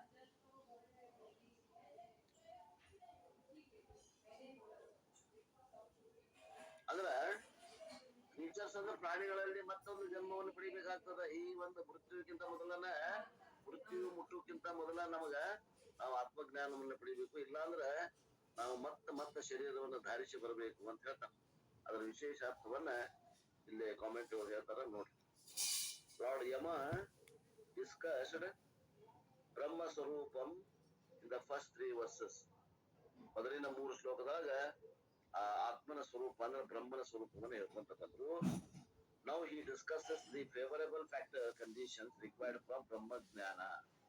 ಬ್ರಹ್ಮಜ್ಞಾನಕ್ಕ ಎಂತ ವಾತಾವರಣ ಇದ್ರೆ ಅನುಕೂಲದ ಅನ್ನುವಂಥದ್ದನ್ನ ಈ ಒಂದು ಶ್ಲೋಕದಲ್ಲಿ ಯಮಧರ್ಮರಾಯ ನಚಿಕೇತನ ಉದ್ದೇಶಿಸಿ ನಮ್ಮೆಲ್ಲರಿಗೂ ಹೇಳ್ತಾ ಇದ್ದಾರೆ. The primary prerequisite for ಬ್ರಹ್ಮಜ್ಞಾನ ಮೀನ್ಸ್ ಹ್ಯೂಮನ್ ಬರ್ತ್. ಅಗ್ರಿ ಅವಶ್ಯವಾದಂತದ್ದು ಏನಪ್ಪಾ, ಬೇಕಾದಂತಹದ್ದು ಸಲಕರಣೆ ಏನಪ್ಪಾ ಅಂತಂದ್ರ ಮನುಷ್ಯ ಜನ್ಮ ಪ್ರಾಪ್ತಿ ಆಗ್ಬೇಕು. There are 8.4 million species of living being. 84 lakh ಜೀವರಾಶಿಗಳಲ್ಲಿ ಮನುಷ್ಯ ಅನ್ನುವಂಥದ್ದು ಒಂದು ಜೀವರಾಶಿ ಅದ. ನಾವು 83,99,999 ಜೀವರಾಶಿಗಳಲ್ಲಿ ಬಂದ್ರೆ ಆತ್ಮಜ್ಞಾನ ಆಗುದೇ ಇಲ್ಲ. ಈ ಮನುಷ್ಯ ಜನ್ಮ ಬಂದಾಗ ಮಾತ್ರ ನಮಗೆ ಮೋಕ್ಷ ಆಗ್ತದೆ. ಅಂದ್ರೆ ನಾವು ಮನುಷ್ಯರಾಗಿ ಹುಟ್ಟೇವೆ ಅನ್ನೋದು ಎಷ್ಟು ಚಾನ್ಸ್ ಅದ ಅಂದ್ರೆ 84 ಲಕ್ಷ ಜೀವರಾಶಿ ಒಳಗೆ ಒಂದದ. ಅಂದ್ರೆ ಅಷ್ಟು ಕಮ್ಮಿ ಅದ. ನಮ್ದು ಪಾಪ ಪುಣ್ಯ ಸಮ ಇದ್ದಾಗ 50 ಪಾಪ 50 ಪುಣ್ಯ ಇದ್ದಾಗ ಮನುಷ್ಯ ಶರೀರ. ಆದ್ದರಿಂದ ಮನುಷ್ಯ ಶರೀರ ಬರುವುದು ಬಹಳ ದುರ್ಲಭದ. ಆ ದುರ್ಲಭವಾದಂತ ನಮ್ಗ ಜನ್ಮ ಬಂದಾಗನ ನಾವು ಕಡಿಲಾಗ ಪ್ರಯತ್ನ ಮಾಡ್ಬೇಕು ಅಂತ ಹೇಳ್ತಾರೆ. To get a human birth is very very rare. ಬಹಳ ಕಡಿಮೆ ಅವಕಾಶದ ಮನುಷ್ಯ ಜನ್ಮ ಹುಟ್ಟೋದು. ಅಂತ ಅವಕಾಶವನ್ನ ಕಳ್ಕೋಬೇಡ್ರಿ ಅಂತ ಹೇಳ್ತಾರೆ. We must understand the importance of human birth and utilise it properly ಅಂತಾರ. ನಾವು ಮನುಷ್ಯ ಜನ್ಮ ಪ್ರಾಪ್ತಿ ಐತಂದ್ರ ಅದನ್ನ ಏನಪ್ಪಾ, ಅದು ಕಿಮ್ಮತ್ತಿನ ಜನ್ಮದ ಆ ಒಂದು ಶರೀರದಲ್ಲಿ ಆತ್ಮಜ್ಞಾನ ಮಾಡ್ಕೊಳಿಕ್ಕೆ ಅನುಕೂಲ ಅದ. ಅದನ್ನ ಬಿಟ್ಟು ನಾವು ಬೇರೆ ಎದ್ರಾಗೂ ಅದನ್ನ ಟೈಮ್ ಹರಣ ಮಾಡಬೇಡ್ರಿ. ಬರೀ ರೊಕ್ಕ ಗಳಿಸೋದು, ಸ್ತ್ರೀ ಪುತ್ರ ಧನ ಕನಕ ವಸ್ತ್ರ ವಾಹನ ಮೋಜು ಮಸ್ತಿ ಒಳಗ ಕಾಲ ಕಳಿಬೇಡ್ರಿ. ಮನುಷ್ಯ ಜನ್ಮ ಬಹಳ ದುರ್ಲಭದ. ಮನುಷ್ಯ ಜನ್ಮದ ಉದ್ದೇಶ ಉದ್ದೇಶ ಮೋಜು ಮಸ್ತಿ ಅಲ್ಲ. ಮನುಷ್ಯ ಜನ್ಮದ ಉದ್ದೇಶ ಏನಂದ್ರ ಒಬ್ಬ ಶ್ರೋತ್ರಿಯ ಬ್ರಹ್ಮರ್ಷ ಗುರುವಿನ ಹಿಡ್ಕೊಂಡು ಶಾಸ್ತ್ರವನ್ನ ಶ್ರವಣ ಮಾಡಿ ತತ್ವಪದದ ಶೋಧನೆ ಮಾಡಿ ತನ್ನ ಸ್ವರೂಪದ ಜ್ಞಾನ ಮಾಡಿಕೊಂಡು ನಾನು ಅಜ್ಞಾನ ಕಾಲದಲ್ಲಿ ದೇಹ ಅಂತ ಎಷ್ಟು ಗಟ್ಟಿಯಾಗ್ಯದೋ ಅದು ಜ್ಞಾನ ಕಾಲದಲ್ಲಿ ನಾನು ಆತ್ಮ ಅದೇನಿ, ನಾ ಹುಟ್ಟು ಸಾವು ರಹಿತ ಅದೇನಿ, ನಾ ವ್ಯಾಪಕವಾದ ಚೇತನ ಅದೇನಿ, ನಾನು ಸಚ್ಚಿದಾನಂದ ಸ್ವರೂಪನೇ ಅದೇನಿ, ನಾನು ಮುಕ್ತನೇ ಇದ್ದೇನೆ ಅಂತ ತಿಳ್ಕೊಳ್ಳೋದದ. For crossing the samsara we need a special boat called a human body. ಸಂಸಾರ ಸಾಗರವನ್ನ ದಾಟಬೇಕಂದ್ರೆ ನಮಗ ಒಂದು ಶರೀರ, ಈ ಮನುಷ್ಯ ಶರೀರ ಅನ್ನುವಂತ ಹಡಗ ಬೇಕಾಗ್ತದ ಅಂತ ಹೇಳ್ತದೆ. ನೀರ್ನಾಗ ದಾಟಬೇಕಾದ್ರೆ ಒಂದು ಹಡಗ್ ಹೆಂಗ್ ಬೇಕು ಹಂಗ ಈ ಸಮುದ್ರ ಅನ್ನುವಂಥದ್ದು ಯಾವುದು ಸಂಸಾರ. ಉದರಪಿ ಜನನಂ ಉದರಪಿ ಮರಣಂ, ಇದೇ ಸಂಸಾರ. ಈ ಸಂಸಾರ ದಾಟಬೇಕಂದ್ರೆ ನಮಗ ಮನುಷ್ಯ ಜನ್ಮ ಆದ್ರ ಅನುಕೂಲದ. ಅಲ್ಲಿ ಬುದ್ಧಿಯ ಬೆಳವಣಿಗೆ ಬಹಳ ಎತ್ತರ ಮಟ್ಟದ ಸೂಕ್ಷ್ಮ ವಿಷಯಗಳನ್ನ ತಿಳ್ಕೊಳ್ಳುವಂತ ಸಾಮರ್ಥ್ಯ ಅದ. ಉಳಿದ 83,99,999 ಜನ್ಮಗಳಲ್ಲಿ ಇದು ಅಷ್ಟು ಬುದ್ಧಿ ಶಕ್ತಿ ಅಷ್ಟಿಂದ ಬೆಳೆದಿಲ್ಲ. ಇನ್ನ ಅವು ಬೆಳವಣಿಗೆ ಹಂತದಲ್ಲಿ ಇದಾವ. ಅಲ್ಲಿ ಆತ್ಮಜ್ಞಾನ ಆಗುವ ಸಂಭವತೆ ಇಲ್ಲವೇ ಇಲ್ಲ. ಆ ಮನುಷ್ಯ ಜನ್ಮದಲ್ಲಿ ಮಾತ್ರ ಅದ. ಆದ್ದರಿಂದ ಮನುಷ್ಯರೆಲ್ಲರೂ ಏನ್ ಮಾಡ್ಬೇಕು ಅಂದ್ರೆ ಈ ಮೋಕ್ಷಕ್ಕಾಗಿ, ಈ ಆತ್ಮಜ್ಞಾನಕ್ಕಾಗಿ ಬಹಳ ಪ್ರಯತ್ನ ಮಾಡ್ತಾರೆ. The cost of this expensive boat is ಪುಣ್ಯ. ಇದಕ್ಕೇನ್ ಕಿಮ್ಮತ್ರಿ? ಹಡಗ ಪಡಿಬೇಕಂದ್ರ, ಈ ಮನುಷ್ಯ ಜನ್ಮ ಪಡಿಬೇಕಂದ್ರೆ ಎಷ್ಟ್ ರೊಕ್ಕ ಕೊಡ್ಬೇಕ್ರಿ ಅಂದ್ರೆ ಬಹಳ ಪುಣ್ಯ ಬೇಕು ಅಂತ. ಪುಣ್ಯನ ಕೊಡ್ಬೇಕು, ಬೇರೆ ನಿಮ್ ರೊಕ್ಕ ಇಳಂಗಿಲ್ಲ. ಏನ ಕಡೆ ಕೋಟಿ ರೊಕ್ಕ ನಾವು ಕೊಡ್ತೀನಿ, ರೊಕ್ಕ ನಾನು ಮನುಷ್ಯರ ಕೊಡ್ ಬರೋದಿಲ್ಲ. ಪುಣ್ಯ ಕೊಡ್ಬೇಕು. ಹೆಂಗ ಒಂದು ದೇಶದಿಂದ ಇನ್ನೊಂದು ದೇಶಕ್ಕೆ ಹೋದ್ರೆ ಆ ಎಕ್ಸ್ಚೇಂಜ್ ಒಳಗ ಅವರ ಚಲಾವಣೆ ನಾಣ್ಯಗಳನ್ನು, ಈಗ ನಾವು ಅಮೆರಿಕಕ್ಕೆ ಹೋದ್ವಿ ಅಂದ್ರೆ ನಮ್ ರೂಪಾಯಿಗಳನ್ನ ಎಕ್ಸ್ಚೇಂಜ್ ಆಗಿ ಕೊಟ್ಟು ಅಲ್ಲಿ US ಡಾಲರ್ ಹೋಗ್ಬೇಕು. ಆಸ್ಟ್ರೇಲಿಯಾಕ್ ಹೋದ್ರೆ ಆಸ್ಟ್ರೇಲಿಯಾ ಡಾಲರ್ನ ಕನ್ವರ್ಟ್ ಮಾಡ್ಕೋಬೇಕು. ಆ ರೊಕ್ಕನ ನಡೀತಾವಲ್ಲಿ. ಇಂಡಿಯಾದ ರೂಪಾಯಿ ನಡೆಯಂಗಿಲ್ಲ. ಹಂಗ ಇಲ್ಲಿ ಪುಣ್ಯ ನಡೀತದ. ನಿಮ್ಮ ಅಂತಸ್ತು, ಆ ಐಶ್ವರ್ಯ ಸಂಪತ್ತು ನಡೆಯುದಿಲ್ಲ. ಇಲ್ಲಿ ಪುಣ್ಯನೇ ಕೊಡ್ಬೇಕಾಗ್ತದ. ಆ ಪುಣ್ಯ ಅನ್ನುವಂಥದ್ದು ನೀವು ಟ್ಯಾಕ್ಸ್ ಕೊಟ್ರಂದ್ರ, ಹಣ ಕೊಟ್ರಂದ್ರ ನಿಮ್ಗೆ ಮನುಷ್ಯ ಸಿಗ್ತದ. ಆದ್ರಿಂದ this boat is not permanent and therefore we should cross before it is last. ಮತ್ತೆ ಈ ಹಡಗಾದ್ರೂ ಕೂಡ ಶಾಶ್ವತ ಐತಂದ್ರೆ ಇಲ್ಲ, ಶಾಶ್ವತದ. ಅದಕ್ಕೂ ಒಂದು ಅವಧಿ ಅದ. 70, 80, ಕೆಲವು ಮಂದಿ 50, 40 ಹೇಳಕ್ ಬರುದು. ಪ್ರಾರಬ್ಧ ಅದೇ. ಅದು ಬಂದು ಮೃತ್ಯು ಬಂದು ನಮ್ಮನ್ನು ಒಯ್ಯೋಕ್ಕಿಂತ ಮೊದಲ, ಈ ಶರೀರ ಕಸ್ಕೊಂಡು ಹೋಗೋಕ್ಕಿಂತ ಮೊದಲೇ ನಾವು ಆತ್ಮಜ್ಞಾನಿಗಳಾಗಬೇಕಾಗಿ. ಇದು ಮನುಷ್ಯ ಜನ್ಮದ ಒಂದು ರಹಸ್ಯ. ತಿಳ್ಕೊಡ್ರಿ, ಶಾಸ್ತ್ರ ಹೇಳ್ತದ. If a person knows this truth in this human birth, he will be released from samsara before he dies. ಇದು ಗೊತ್ತಿತ್ತಂದ್ರೆ ಅವ ಏನ್ ಮಾಡ್ತಾನ? ಮೋಕ್ಷಕ್ಕಾಗಿ ಪ್ರಯತ್ನ ಮಾಡ್ತಾನ. ಎಲ್ಲೋ ಮರ ನಂದು ಅರ್ಜೆಂಟ್ ಕೆಲಸ ಇತ್ತಪ್ಪ, ನನ್ ಸಾಮಾನು ಒಂದು ತಗೋಬೇಕು ಪೇಟೆಗ, ಮಾರ್ಕೆಟ್ ಬಂದ್ ಆಗ್ತದ, ಮತ್ತ ಮನ್ಯಾಗ ನಾಳೆ ಮುಂಜಾನೆ ಹಬ್ಬದ ಮನ್ಯಾಗ ಹೂವು ಹಣ್ಣು ಬೇಕಾಗ್ತವ, ನಿಂದ್ರು ಸ್ವಲ್ಪ ಮೊದಲು ಖರೀದಿ ಮಾಡಿ ಆಮೇಲೆ ನಿಂತು ಮಾತಾಡ್ತೇನೆ ಅಂತ. ಹಂಗ ಅವ ಏನ್ ಮಾಡ್ತಾನ? ಎಲ್ಲಾ ಕೆಲಸ ಬದಿ ಗೊತ್ತಿ ಒಂದು ಟೈಮ್ ತೆಗಿತಾನಂದ್ರ, ಇಲ್ಲಪ್ಪಾ ನಾ ಮೋಕ್ಷವನ್ನು ಪಡಿಬೇಕಾಗೈತಿ, ಈ ಜನ್ಮ ಈ ಶರೀರನು ಬಾಳ ದಿವಸದಲ್ಲಂತ, ಮತ್ ಇದು ಕೂಡ ಪುಣ್ಯವಶಾತ್ ಬಂದದಂತ, ಮತ್ತ ಇಷ್ಟು ಜೀವರಾಶಿ ಒಳಗ ಮನುಷ್ಯ ಜನ್ಮದ ಬಾಳ ಒಳಗನ ಜ್ಞಾನ ಆಗ್ತದ. ಅದಕ್ಕೆ ಮನುಷ್ಯ ಜನ್ಮ ಅದಪ್ಪ ಅಂದ್ರ ನಾನು ಮೊದಲ ಕೆಲಸ ಮಾಡ್ಕೋಬೇಕಾಗಿತ್ತು ಅವಶ್ಯವಾಗಿ ಏನದ, ಅದನ್ನ ಮಾಡ್ಕೋತೀನಿ ಅಂತ ನಾವ. ಅದು ಗೊತ್ತಿಲ್ಲ ಅಂದ್ರೆ ಏನ್ ಮಾಡ್ತಾನವ? ಮೋಜು ಮಸ್ತಿ ಒಳಗ ಕಾಲ ಕಡಿತಾನ. ಇವತ್ ನೋಡ್ರಿ ಎಷ್ಟ್ ಮಂದಿ ಮೋಜು ಮಸ್ತಿ ಒಳಗ ಅದಾರ, ಎಷ್ಟ್ ಮಂದಿ ಆತ್ಮಜ್ಞಾನಕ್ಕಾಗಿ ಹಂಬಲಿಸ್ತಾ ಇದಾರ. ವಿಚಾರ ಮಾಡಿ ನೋಡ್ರಿ. ಅದು ಅವ್ರಿಗೆ ಈ ವಿಷಯ ಗೊತ್ತೇ ಇಲ್ಲ. ಯಮಧರ್ಮರಾಯ ಹೇಳುವಂತ ವಿಷಯ ಅವ್ರಿಗೆ ಗೊತ್ತಿಲ್ಲ. In other words, he will be a Jeevan ಮುಕ್ತ if he squanders his opportunity. ಅವ ಇಂತ ಒಂದು ಅವಕಾಶವನ್ನ ಕಳ್ಕೊಂಡ ಅಂದ್ರ he becomes fit only for take another ಜನ್ಮ. ಮತ್ತ ಮೋಕ್ಷ ಆಗದ ನಾವು ದೇಹವನ್ನ ಬಿಟ್ಟಿವಿ ಅಂತಂದ್ರ ಕಾರಣ ಶರೀರ ಮತ್ತು ಕಾರ್ಯ ಸೂಕ್ಷ್ಮ ಶರೀರ ಎರಡೇ ಕೂಡ್ಕೊಂಡೇ ಇದ್ದಂದ್ರ ಅಲ್ಲಿ ಬಿಡುಗಡೆ ಆಗ್ಲಿಲ್ಲ ಅಂದ್ರ ಮತ್ತೊಂದು ಪಾಪ ಪುಣ್ಯಕ್ಕೆ ಅನುಗುಣವಾಗಿ ಮತ್ತೊಂದು ಜೀವರಾಶಿ ಪ್ರವೇಶ ಆಗ್ತಾನ. Lord Yama doesn't say that he will acquire a human body. ನೋಡ್ರಿ, ನಿಮಗ ಮನುಷ್ಯ ಸತ್ತ ಮೇಲೆ ಮನುಷ್ಯ ಜನ್ಮ ಶರೀರ ಬರ್ತದ ಅಂತ ತಿಳ್ಕೊಂಡು ಗ್ಯಾರಂಟಿ ಏನಿಲ್ಲ. ಯಾರು ಶಾಸ್ತ್ರ ಅಭ್ಯಾಸ ಮಾಡಾಕತ್ತೀರಿ ಅವ್ರಿಗೆ ಅಷ್ಟ ಆಶ್ವಾಸನೆ ಕೊಟ್ಟಾನ ಭಗವಂತ ಭಗವದ್ಗೀತೆ ಒಳಗ. ಯಾರು ಯೋಗ ಭ್ರಷ್ಟದಾರ ಅವ್ರು ಮಾತ್ರ ಮನುಷ್ಯ ಶರೀರದಲ್ಲಿ ಕ್ರಾಂತಿ ಆಗ್ತಾರ. ಆದ್ರೆ ನಾವು ಅಭ್ಯಾಸ ಮಾಡಿಲ್ಲ. ಯಾವ ಯೋಗ ಅಂದ್ರೆ ಈ ಆತ್ಮಜ್ಞಾನಕ್ಕಾಗಿ ಪ್ರಯತ್ನನೇ ಪಡೆದೇ ಇದ್ದವ್ರು ಅಕಸ್ಮಾತ್ ತೀರ್ಕೊಂಡ್ರಂದ್ರ 84 ಲಕ್ಷ ಜೀವರಾಶಿಗಳಲ್ಲಿ ಯಾವ ಜೀವರಾಶಿ ಬರ್ತದ ನಮಗ್ ಗೊತ್ತಿಲ್ಲ. It can be anybody in anybody in any of the 14 lokas created by the Lord. ಈ 14 ಲೋಕಗಳದಾವ. ಆ 14 ಲೋಕದಾಗ 84 ಲಕ್ಷ ಜೀವರಾಶಿಗಳದಾವ. ಆ ಅಷ್ಟ ಜೀವರಾಶಿ ಒಳಗ ಯಾವ ಲೋಕದಾಗ ಯಾವ ಜೀವರಾಶಿಯಾಗಿ ಬಿಡ್ತಾನೋ ಗೊತ್ತಿಲ್ಲ. ಮತ್ತೆ ಬಹಳ ದೂರ ಹೋಗ್ತದೆ ಮೋಕ್ಷ. ಈ ಒಂದು ಜನ್ಮ ನಾವು ಕಳ್ಕೊಂಡ್ವಿ ಅಂದ್ರೆ ಮತ್ತೆ ಮೋಕ್ಷ ಬರೋದು ಬಹಳ ಕಠಿಣದ. The Lord Yama scares us out of compassion. ನಮಗ ನೋಡಿ ಇಂಥ ಒಂದು ಭಯಂಕರವಾದಂತ ಆದರ್ಶವಾದಂತ ಮನುಷ್ಯ ಜನ್ಮ ಏನೋ ಪುಣ್ಯವಶ ಸಿಕ್ಕ್ಯದ, ಅದಕ್ಕಾಗಿ ಪ್ರಯತ್ನ ಮಾಡ್ರಿ ಅಂತ ಭಗವಂತ ಯಾರಿಗೆ ಭಗವಂತ ಯಮಧರ್ಮರಾಯ ನಚಿಕೇತನ ಉದ್ದೇಶಿಸಿ ಹೇಳಿ ನಮಗೆಲ್ಲರಿಗೂ ಹೇಳಾಗತ್ತ. ಆದ್ರಿಂದ ನಾವು ಏನ್ ಮಾಡಾಕತ್ತೀವಿ, ದಿವ್ಸಕ್ಕೆ 1 ತಾಸು 2 ತಾಸು ಮಾಡೋರು 3 ತಾಸು 4 ತಾಸು ಏನ್ ಮಾಡ್ಬೇಕು? ಶ್ರವಣ ಮನನ ನಿಧಿಧ್ಯಾಸನ ಮಾಡ್ಬೇಕು. ಶ್ರವಣ ಮಾಡ್ತೀವಿ ನಾವು, ಮನನ ನಿಧಿಧ್ಯಾಸನ ಕೊರತೆ ಮಾಡದ. ಮನನ ಮಾಡ್ಬೇಕು, ಸಂಶಯ ನಿವಾರಣೆ ಮಾಡ್ಕೋಬೇಕು. ಉರುಮಿಕೆಯನ ಮನನ ಗ್ರಂಥಗಳದಾವ, ಅನುಭವ ಸಾರ, ಕೆಲವೊಂದು ಮನನ ಪಂಚದಶಿ ಮನನ ಗ್ರಂಥಗಳದಾವ, ಅವನ್ನ ಮಾಡ್ಬೇಕು. ಆ ನಂತರ ಸಂಶಯ ರಹಿತ ಅರ್ಥಗಳಲ್ಲಿ ನಿಧಿಧ್ಯಾಸನ ಮಾಡ್ಲಿಕ್ಕೆ ಅನುಕೂಲ ಆಗ್ತದೆ. ಆ ನಿಧಿಧ್ಯಾಸನ ಮಾಡಿ ನಾವು ಜೀವನ ಮುಕ್ತಿಯನ್ನ ಹೊಂದಿದ್ವಿ ಅಂದ್ರೆ ಈ ಜನ್ಮದ ಮನುಷ್ಯ ಜನ್ಮದ ಉಪಯೋಗ ಯಥಾರ್ಥವಾದ ಉಪಯೋಗ ತಗೊಂಡಂಗ ಆಗ್ತದೆ. ಒಂದು ಹೇಳ್ತಾರ ನೋಡ್ರಿ, ಎಷ್ಟಿದ್ದು 5ನೇ ಶ್ಲೋಕ.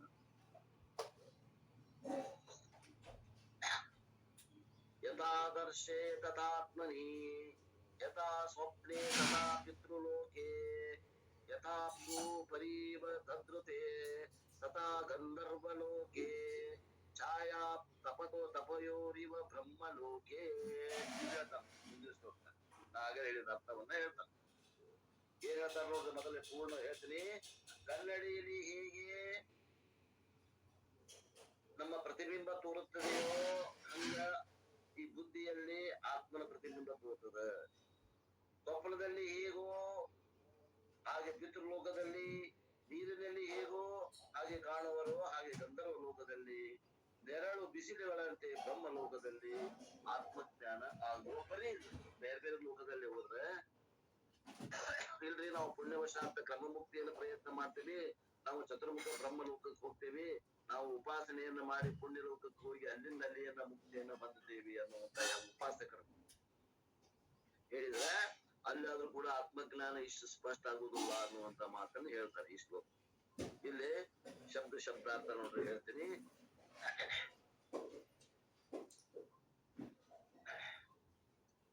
ಯಥಾ ಆದರ್ಶೇ, ಆದರ್ಶೇ ಯಥಾ ಆದರ್ಶ. ಆದರ್ಶ ಅಂದ್ರೆ ಕನ್ನಡಿ ಅಂತ ಅರ್ಥ.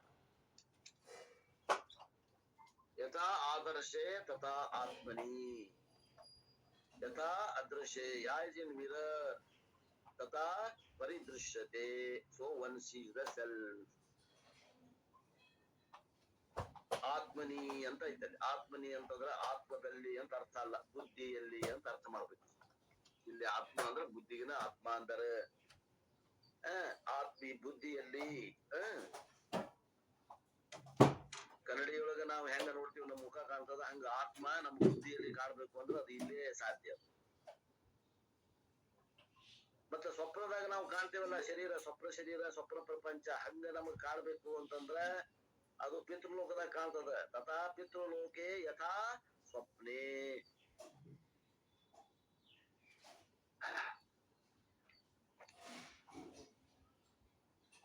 As in waters, so in Gandharvaloka. ಯಥಾ ಆಪ್ಸುಹು ಇವ ತಥಾ ಗಂಧರ್ವಲೋಕ. ಗಂಧರ್ವಲೋಕದಲ್ಲಿ ಹೆಂಗ್ ಕಾಣ್ತದ ಅಂದ್ರೆ ಈ ಹರಿಯುವ ನೀರಿನಲ್ಲಿನ ಮುಖ ಹೆಂಗ್ ಕಾಣ್ತದಲ್ಲ ಅಷ್ಟು ಅಸ್ಪಷ್ಟ ಕಾಣ್ತದ. ಇವ ಛಾಯಾವತ ತಯೋ ಲೈಕ್ ಶೇಡ್ ಅಂಡ್ ಲೈಟ್, ಬೆಳಕು ಕತ್ತಲೆಗಳಂತೆ ಬ್ರಹ್ಮಲೋಕದಲ್ಲಿ ಕಾಣ್ತದ ಅಂತ ಹೇಳ್ತಾರೆ. ಇಷ್ಟು ಶಬ್ದಾರ್ಥವನ್ನು ಹೇಳ್ತಾರ. ಈಗ ಇದರ ವಿಶೇಷ ಅರ್ಥವನ್ನು ನೋಡೋಣ. ಒನ್ ಸೀಸ್ ಆತ್ಮ ಆಸ್ ಫಾಲೋಸ್. ಯಾವ ಲೋಕಕ್ಕೆ ಹೋದ್ರೆ ಹೆಂಗ್ ಕಾಣ್ತದ ಆತ್ಮಜ್ಞಾನ ಜ್ಞಾನ ಹೆಂಗ್ ಆಗ್ತದ ಅನ್ನುವಂಥದ್ದು ಭಗವಂತ ಎಲ್ಲಿ ಹಠೋಪನಿಷತ್ತಾಗ ಹೇಳಿದ ಮಾತನ್ನ ಇದ ಉಪನಿಷತ್ತ ಬಂದದ್ದು ಇಲ್ಲಿಂದ ಹೇಳಿದ ಮಾತು ಹೇಳ್ತಾರೆ as in mirror so in the human intellect. ಈ ಮನುಷ್ಯನಲ್ಲಿ ಅಧಿಕಾರಿಯ ಮನುಷ್ಯನಲ್ಲಿ ಆ ಬುದ್ಧಿ ಇದಲ್ಲ, ಆ ಬುದ್ಧಿಯಲ್ಲಿ ಹೆಂಗ್ ಕಾಣ್ತದ ಆತ್ಮಜ್ಞಾನ ಅಂತಂದ್ರೆ ನಮ್ಮ ಕನ್ನಡಿ ಒಳಗೆ ನಮ್ಮ ಮುಖ ಹೆಂಗ್ ಕಾಣ್ತದ ಹಂಗ್ ಕಾಣ್ತದ. ಮತ್ತೀಗ as in a dream so in ಪಿತೃಲೋಕ, ಸ್ವಪ್ನದಲ್ಲಿ ಹೆಂಗ್ ಕಾಣ್ತದ ನಮ್ಮ ಸ್ವರೂಪ ಅದೇ ರೀತಿ ನಮಗ ಪಿತೃಲೋಕದಲ್ಲಿ ಕಾಣ್ತದ. ಗಂಧರ್ವ ಲೋಕದಲ್ಲಿ ಹೆಂಗ್ ಕಾಣ್ತದ ಅಂದ್ರ ನೀರ್ನಾಗ ನಮ್ಮ ನೆರಳು ಹೆಂಗ್ ಕಾಣ್ತದ ಹಂಗ್ ಕಾಣ್ತದ. Like a shade and light in the Brahmaloka. ಬ್ರಹ್ಮಲೋಕದಾಗ ಬೆಳಕು ಕತ್ತಲೆಯಂತೆ ನೆರಳು ಮತ್ತು ಬೆಳಕು ಅದರ ಜೊತೆ ಕಾಣ್ತದ ಅಂತ. ಎಲ್ಲಿ? ಇನ್ನು ಬ್ರಹ್ಮಲೋಕೆ ಅಂತ ಹೇಳ್ತಾನೆ.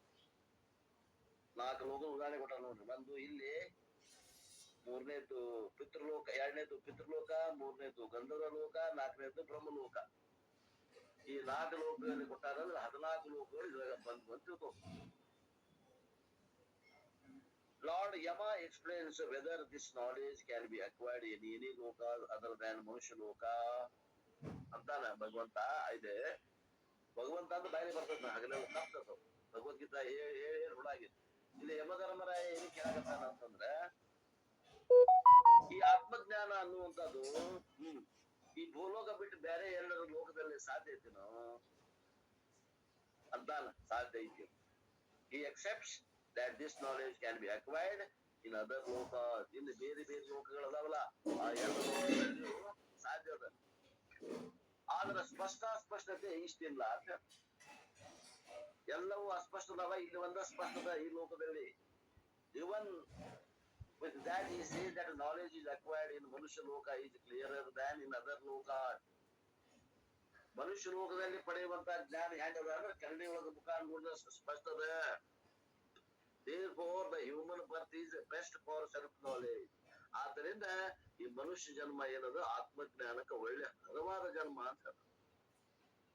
The knowledge gained with the human intellect, Atma in this context is crystal clear like seeing the face in a clear mirror. ಅದೇ ಸ್ಪಷ್ಟ ಜ್ಞಾನ ಹೆಂಗಾಗ್ತದೆ, ಒಂದು ಸ್ವಚ್ಛ ಕನ್ನಡಿ ಒಳಗೆ ನಾವು ಹೋಗಿ ನಿಂತ್ಕೊಂಡು ಮುಖ ಹೆಂಗ್ ಕಾಣ್ತದೆ ಹಂಗ ನಮಗ ಮನುಷ್ಯ ಲೋಕದಲ್ಲಿ ಈ ಬುದ್ಧಿಯಲ್ಲಿ ಆತ್ಮಜ್ಞಾನ ಆಗ್ತದೆ. ಯೋಗ್ಯ ಗುರು, ಯೋಗ್ಯ ಪರಂಪರೆ ಮತ್ತು ಯೋಗ್ಯ ಶಾಸ್ತ್ರ ಹಿಡ್ಕೊಂತ. It is possible to acquire the knowledge in ಪಿತೃಲೋಕ also. ಪಿತೃಲೋಕ ಅಂತ ಒಂದು ಲೋಕದ, ಅಲ್ಲಿನೂ ಕೂಡ ಆತ್ಮಜ್ಞಾನವನ್ನು ಹೊಂದಬಹುದು. But it will be not as clear as this. ಇಷ್ಟು ಅದು ಸ್ಪಷ್ಟ ಆಗುದಿಲ್ಲ, ಅಲ್ಲಿ ಅಸ್ಪಷ್ಟ ಜ್ಞಾನ ಆಗ್ತದೆ. It will be vague like a dream where things are fleeting and quickly changing. ಸ್ವಪ್ನದಾಗ ಹೆಂಗ ವಸ್ತುಗಳು ಕ್ಷಣಕ್ಕೆ ಬದಲಾವಣೆ ಆಗ್ತಿರ್ತಾವಲ್ಲ ಹಂಗ ಬದಲಾವಣೆ ಆಗ್ತಿರ್ತದಲ್ಲಿ. ಎಲ್ಲೇ ಆತ್ಮಜ್ಞಾನ ಹಂಗ ಅದು ಸ್ಪಷ್ಟ ಇರುವುದಿಲ್ಲ, ಅಸ್ಪಷ್ಟ ಗೋಚರ ಆಗ್ತದೆ ಪಿತೃಲೋಕದಲ್ಲಿ. Dream is based on thoughts which consistently change and it is also vague. ಸ್ವಪ್ನ ನಮ್ಮ ಮನಸ್ಸಿನ ವಿಚಾರಗಳ ಮ್ಯಾಗ ಅವಲಂಬಿತದ. ಆ ಮನಸ್ಸು ಕೂಡ ಚಂಚಲ ಇರೋದ್ರಿಂದ ಆ ಚಂಚಲವಾದ ಮನಸ್ಸಿನಲ್ಲಿ ಬಿದ್ದಂತಹ ಆ ವಿಚಾರಗಳು ಕೂಡ ಹೆಂಗಿರ್ತಾವು ಅಂದ್ರ ಅವು ಕೂಡ ಬಹಳ ಪರಿವರ್ತನಾಶೀಲ ಇರ್ತಾವ. That is why we often do not remember the dream. ಆದ್ದರಿಂದ ಅವು ಬಹಳ ಚಂಚಲ ಇರೋದ್ರಿಂದ ಮನಸ್ಸು ಏನ್ ಬಿದ್ದಿತ್ತು ಹೇಳಕ್ ನೆನಪ ಆಗುದಿಲ್ಲ. ಬಹಳ ಸ್ಪೀಡ್ ರೀತಿಯಿಂದ ಬದಲಾವಣೆ ಆಗ್ತಿರ್ತಾವು. ಹಂಗಾಗ್ತತಿ ಜ್ಞಾನ ಎಲ್ಲೇ ಪಿತೃಲೋಕದಲ್ಲಿ. Finally the knowledge can be acquired in Gandharva loka, the world of arts, the world of dance, music and enjoyment. ಗಂಧರ್ವ ಲೋಕ ಅಂದ್ರೆ ಅದು ಎಂತ ಲೋಕಪ್ಪ ಅಂದ್ರೆ ಅಲ್ಲಿ ಕಲೆ ಮತ್ತು ನೃತ್ಯ ಮತ್ತು ಸಂಗೀತ ಮತ್ತು ಮೋಜು ಮಸ್ತಿ ಇದ್ದಂತ ಲೋಕದಲ್ಲಿ ಕೂಡ ಜ್ಞಾನ ಆಗ್ತದೆ. Here also the acquired knowledge will be vague like seeing the face in the water. ಹರಿಯುತ್ತಿರುವಂತ ನೀರಿನಲ್ಲಿ ನಮ್ಮ ಮುಖದ ಪ್ರತಿಬಿಂಬ ಎಷ್ಟು ಅಸ್ಪಷ್ಟ ಕಾಣ್ತದೋ ಹಂಗ ಇಲ್ಲಿ ಜ್ಞಾನ ಆಗ್ತದೆ, ಆತ್ಮಜ್ಞಾನ. ಒಂದ್ ವೇಳೆ ನಾ ಗಂಧರ್ವ ಲೋಕಕ್ಕೆ ಹೋಗಿ ಆತ್ಮಜ್ಞಾನ ಮಾಡ್ತೀನಿ ಅಂದ್ರೆ ಅಲ್ಲಿನೂ ಕೂಡ ಲಭ್ಯದ ಈ ಜ್ಞಾನ. ಅಲ್ಲಿನೂ ಕೂಡ ಉಪನಿಷತ್ತುಗಳು ಅದಾವ, ಹೇಳೋರು ಅದಾರ, ಕೇಳೋರು ಅದಾರ. ಆದ್ರೆ ಕೇಳೋರಿಗೆ ಜ್ಞಾನ ಅಸ್ಪಷ್ಟ ಆಗ್ತದೆ. ಹೆಂಗಂದ್ರೆ ಹರಿಯುವ ನೀರಿನಲ್ಲಿ ನಮ್ಮ ಮುಖ ಹೆಂಗ ಅಸ್ಪಷ್ಟ ಕಾಣ್ತದೆ ಹಂಗ ಅಸ್ಪಷ್ಟವಾದ ಆತ್ಮಜ್ಞಾನ ಆಗ್ತದೆ. It is not as clear as A mirror. ನಮ್ಮಲ್ಲಿ ಭೂಮಿ ಒಳಗ ನಮ್ಮ ಬುದ್ಧಿ ಒಳಗ ಹೆಂಗ ಕರಡಿ ಒಳಗ ಮುಖ ನೋಡಿದಂಗ ಆತ್ಮಜ್ಞಾನ ಆಗ್ತದ ಅಷ್ಟು ಸ್ಪಷ್ಟ ಇಲ್ಲ, ಅಲ್ಲಿ ಅಸ್ಪಷ್ಟ. If the water is disturbed by the wind, reflection will also be disturbed. ಆ ಹರಿಯುವ ನೀರಲ್ಲಿ ಅಲ್ಲಿ ಏನಿರ್ತದ, ಗಾಳಿ ಅಲೆ ಇರ್ತದ. ಆ ಗಾಳಿ ಅಲೆಯಿಂದ ಅದು ಸ್ಪಷ್ಟ ಕಾಣುದಿಲ್ಲ. ಆ ನೀರಿನಲ್ಲಿ ಪ್ರತಿಬಿಂಬ ಸ್ಪಷ್ಟ ಕಾಣುದು, ಅಸ್ಪಷ್ಟ ಕಾಣುದು. ಇದಾಗುವುದೆಲ್ಲೇ ಗಂಧರ್ವ ಲೋಕದಲ್ಲಿ. ಇನ್ನೊಂದು ಫೈನಲ್ ಹೇಳ್ತಾರ, ಇದು ಯಾವುದು ಉಳಿತು ಚತುರ್ಮುಖ ಬ್ರಹ್ಮಲೋಕ. ಬ್ರಹ್ಮಲೋಕದಲ್ಲಿ ಹೋದ್ರೆ ನಮ್ಗೆ ಜ್ಞಾನ ಹೆಂಗಿರ್ತದಂದ್ರೆ ಅದು ಕೂಡ is also very clear. It is distinct as darkness and light. ಅಲ್ಲಿ ಹೆಂಗದ ಅಂದ್ರೆ ಅಲ್ಲಿ ಬೆಳಕು ಕತ್ತಲೆಗಳಂತ ಸ್ಪಷ್ಟ ಐತಿ, ಇಲ್ಲಂತಲ್ಲ. ಎಲ್ಲೇ ಬ್ರಹ್ಮಲೋಕದಲ್ಲಿ. Chapter number 8 of Bhagavad Gita extensively discusses this as a ಕ್ರಮಮುಕ್ತಿ. ನಾವು ಭಗವದ್ಗೀತೆ 8ನೇ ಅಧ್ಯಾಯದಾಗ ಕ್ರಮಮುಕ್ತಿಯನ್ನು ಹೇಳಿವಲ್ಲ, ಅವರು ಅಲ್ಲಿಂದಲ್ಲಿಯೇ ನಿರ್ವಾಣವನ್ನು ಹೊಂದುತ್ತಾರೆ ಅಂತ ಹೇಳ್ತೀವಲ್ಲ ನಾವು. ಆ ಒಂದು ಸಲುವಾಗಿ 8ನೇ ಅಧ್ಯಾಯದಾಗ ಕ್ರಮಮುಕ್ತಿಯನ್ನು ಹೇಳೈತಿ. ಆ ಕ್ರಮಮುಕ್ತಿ ಅದು ಕತ್ತಲು ಬೆಳಕಿನಂತೆ ಸ್ಪಷ್ಟದ ಅಂತ ಹೇಳ್ತಾರೆ. ಕತ್ತಲು ಬೆಳಕಿನಂತೆ ಸ್ಪಷ್ಟ ಇರುವುದಕ್ಕಿಂತ ಇದು ಸ್ಪಷ್ಟದ. ಕರಡಿ ಒಳಗೆ ನೋಡುವಂತ ಮಿರರ್ ಅಂದ್ರೆ ನಮ್ಮ ಕರಡಿಯಲ್ಲಿ ಸ್ಪಷ್ಟವಾದ ಕರಡಿಯಲ್ಲಿ ನಮ್ಮ ಮುಖ ನೋಡ್ಕೊಂಡಂಗ ಆತ್ಮಜ್ಞಾನ ಆಗುವುದು ಅತ್ಯಂತ ಶ್ರೇಷ್ಠದ ಅಂತ ಹೇಳುತ್ತಾರೆ. Of these 4 lokas, Pitraloka, Gandharvalokas can be ruled out because the knowledge acquired will be unclear. ಪಿತೃಲೋಕದಲ್ಲಿ ಆದಂತಹದ್ದು ಆಗಲಿ, ಈ ಗಂಧರ್ವ ಲೋಕದಲ್ಲಿ ಆದಂತಹ ಜ್ಞಾನ ಆಗಲಿ, ಅದು ಅಸ್ಪಷ್ಟ ಜ್ಞಾನ ಅಂತ ಕೂಡ ಬಿಟ್ಬಿಡ್ರಿ ಅಂತ. Although the knowledge is crystal clear, Brahmaloka may not be the viable option. It is extremely difficult to attain Brahmaloka because it requires intense karma and upasana throughout life and even up at the time of death. ಇನ್ನು ಬ್ರಹ್ಮಲೋಕಕ್ಕೆ ಹೋಗಿ ಕ್ರಮಮುಕ್ತಿಯನ್ನು ಹೊಂದುತ್ತೀವಿ ಅಂದ್ರೂ ಕೂಡ ಅಲ್ಲೇ ಸಾಕಷ್ಟು ಉಪಾಸನೆಗಳನ್ನ ಮಾಡಬೇಕು. ಯಾವಾಗ ಜೀವಂತ ಕಾಲದಲ್ಲಿ ಅಷ್ಟ ಅಲ್ಲ, ನಾವು ಸಾಯುವ ಹೊತ್ನಾಗಲು ಮರಣ ಕಾಲದಲ್ಲಿಯೂ ಕೂಡ ಕೆಲವೊಂದು ಯೋಗ ಪ್ರಾಕ್ಟೀಸ್ ಮಾಡ್ಬೇಕಾಗ್ತದೆ. ಯಾಕಂದ್ರ ಅವ್ರಿಗೆ ವಿಧಿ ಅದ. ಸಾಯುವ ಹೊತ್ನಾಗ ಒಬ್ಬ ಉಪಾಸಕ ಹಿಂಗ ಹೋಗ್ಬೇಕು ಅನ್ನುವಂಥದ್ದು ಒಂದು ಕ್ರಮ ಮಾಡ್ಯಾರ. ನಮ್ಮ ಬ್ರಹ್ಮರಂಧ್ರದ ಮೂಲಕನ ಪ್ರಯಾಣ ಮಾಡ್ಬೇಕು ಅಂತ ಒಂದು ನಿರ್ದೇಶ ಐತಿ. ಆದ್ದರಿಂದ ಅದು ಕಷ್ಟ ಇರೋದ್ರಿಂದ ಬ್ರಹ್ಮಲೋಕಕ್ಕೆ ಹೋಗಿ ಮುಕ್ತಿ ಹೊಂದ್ತೇನೆ ಅನ್ನೋದು ಕಷ್ಟ ಸಾಧ್ಯ. ಅಂದ್ರೆ ಇನ್ನು ಈಸಿ ಯಾವ್ದು ಇದ್ರಾಗ ನಾಲ್ಕಾಗ ಅಂದ್ರೆ ಈ ಭೂಲೋಕದಲ್ಲಿ ಮನುಷ್ಯರಾಗಿ ಹುಟ್ಟಿ ಅಂತಃಕರಣ ಶುದ್ಧಿ ಮಾಡಿಕೊಂಡು ಶಾಸ್ತ್ರ ಶ್ರವಣ ಗುರುಮುಖಿಯನ್ನ ಶ್ರೋತ್ರಿಯ ಶ್ರವಣ ಮಾಡಿ ನಮ್ಮ ಸ್ವರೂಪವನ್ನು ತಿಳ್ಕೊಳ್ಳುವುದ ಈ 4 ಲೋಕಗಳಲ್ಲಿ ಪಡೆಯುವುದಕ್ಕಿಂತ ಈ ಲೋಕದಲ್ಲಿ ಪಡೆಯುವುದು ಶ್ರೇಷ್ಠ ಅಂತ ಹೇಳ್ತಾನೆ Yamadharmaraya. Chapter number 8 of Bhagavad Gita discusses the detail of yoga that a seeker must perform at the time of death. The ಉಪಾಸಕರು ಕ್ರಮಮುಕ್ತಿಯನ್ನು ಹೊಂದಬೇಕಾದವರು ಆ ಮರಣ ಸಮಯದಲ್ಲಿ ಅವರು ಕೆಲವೊಂದು ಉಪಾಸನೆಗಳನ್ನು ಮಾಡಬೇಕಾಗ್ತದೆ. ಅಲ್ಲಿ ಕ್ರಮ ಅದ, ಆ ಕ್ರಮದಿಂದ ನಾವು ಹೋಗ್ಬೇಕು. ಮನುಷ್ಯ ಜನ್ಮ is the best option for self knowledge. ಆತ್ಮಜ್ಞಾನಕ್ಕೆ ಈ ಮನುಷ್ಯ ಶರೀರವನ್ನು ಪಡೆದನ್ನ ಉಪಯೋಗ ಮಾಡ್ಕೊಂಡ್ರೆ ನೀವು ಈ ಮನುಷ್ಯ ಜನ್ಮದ ಸದುಪಯೋಗ ಪಡೆದಂತೆ. If you are reading this, you already have it. Do not postpone. ನೀವು ಈಗ ಸದ್ಯ ಅರಿಯಿರಿ ಅಂದ್ರೆ ಈ ಮಾರ್ಗವನ್ನ ಬಿಡಬೇಡ್ರಿ. Make full use of this ಜನ್ಮ. ಈ ಜನ್ಮದಲ್ಲಿ ಪೂರ್ಣ ಉಪಯೋಗ ಮಾಡ್ಕೊಡ್ರಿ. 10 ನಿಮಿಷ ಸಿಗ್ತೈತಿ, ಆತ್ಮಜ್ಞಾನಕ್ಕೆ ಬಳಸ್ರಿ. ಮೋಜು ಮಸ್ತಿ ಸಮಯನ ಕಳುವು ಮಾಡ್ಕೊಂಡ್ ಬಂದು ಇಲ್ಲಿ ಉಪಯೋಗ ಮಾಡ್ರಿ, ವಿನಿಯೋಗ ಮಾಡ್ರಿ. ಅದು ಕಳುವು ಮಾಡ್ರಿ ಸಮಯನ. This is the essence of this verse. ಇದು ಈ ಶ್ಲೋಕದ ಯಥಾರ್ಥವಾದ ಅರ್ಥ. 6ನೇ ಶ್ಲೋಕಕ್ಕೆ ಹೋಗೋಣ, ಇನ್ನ ಟೈಮ್ ಅದ 20 ನಿಮಿಷ.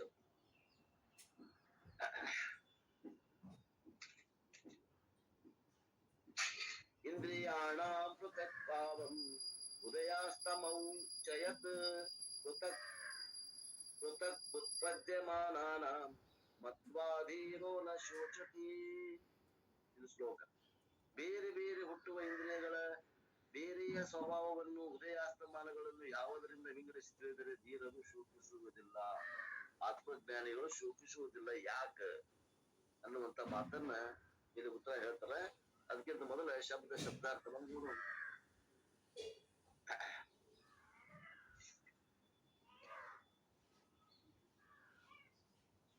ಯತ್ ಪ್ರತ್ಯಕ್ ಭಾವಂ ಮತ್ವಾ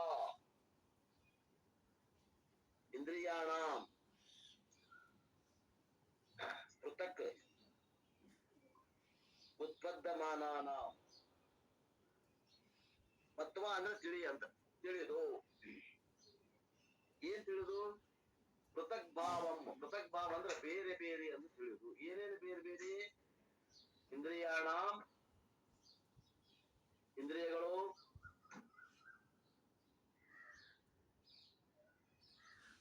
which are separately created. ಪೃಥಕ್ ಉತ್ಪದ್ಯಮಾನಾನ.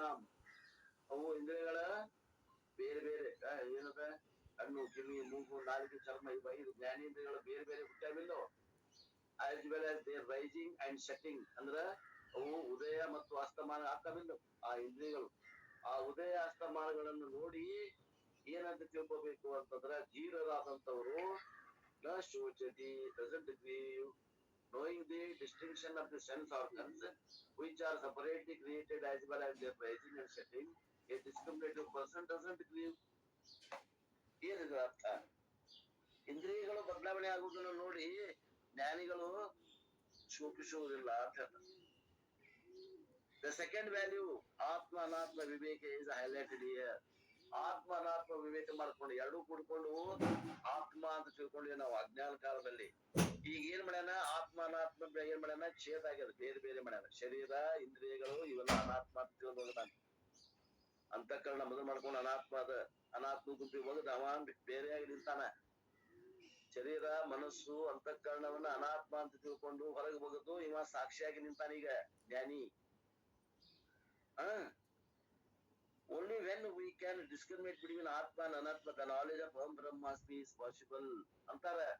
ನಾನು ಬ್ರಹ್ಮನೇ ಇದ್ದೇನೆ ಅಂತ ತಿಳ್ಕೊಬೇಕಾದ್ರೆ ಅನಾತ್ಮಕ ನಾವು ಸಾಕ್ಷಿಯಾಗಿರುವುದನ್ನ ನಿಧಿಧ್ಯಾಸನ ಮಾಡ್ಬೇಕಾಗ್ತದ ಆತ್ಮೀಯರೇ. ಅಂದ್ರೆ ಈ ಶರೀರವನ್ನು ಹೊರಗಿಟ್ಕೊಂಡು ಸಾಕ್ಷಿಯಾಗಿ ನಿಲ್ಬೇಕಾಗ್ತದ ನಾವು.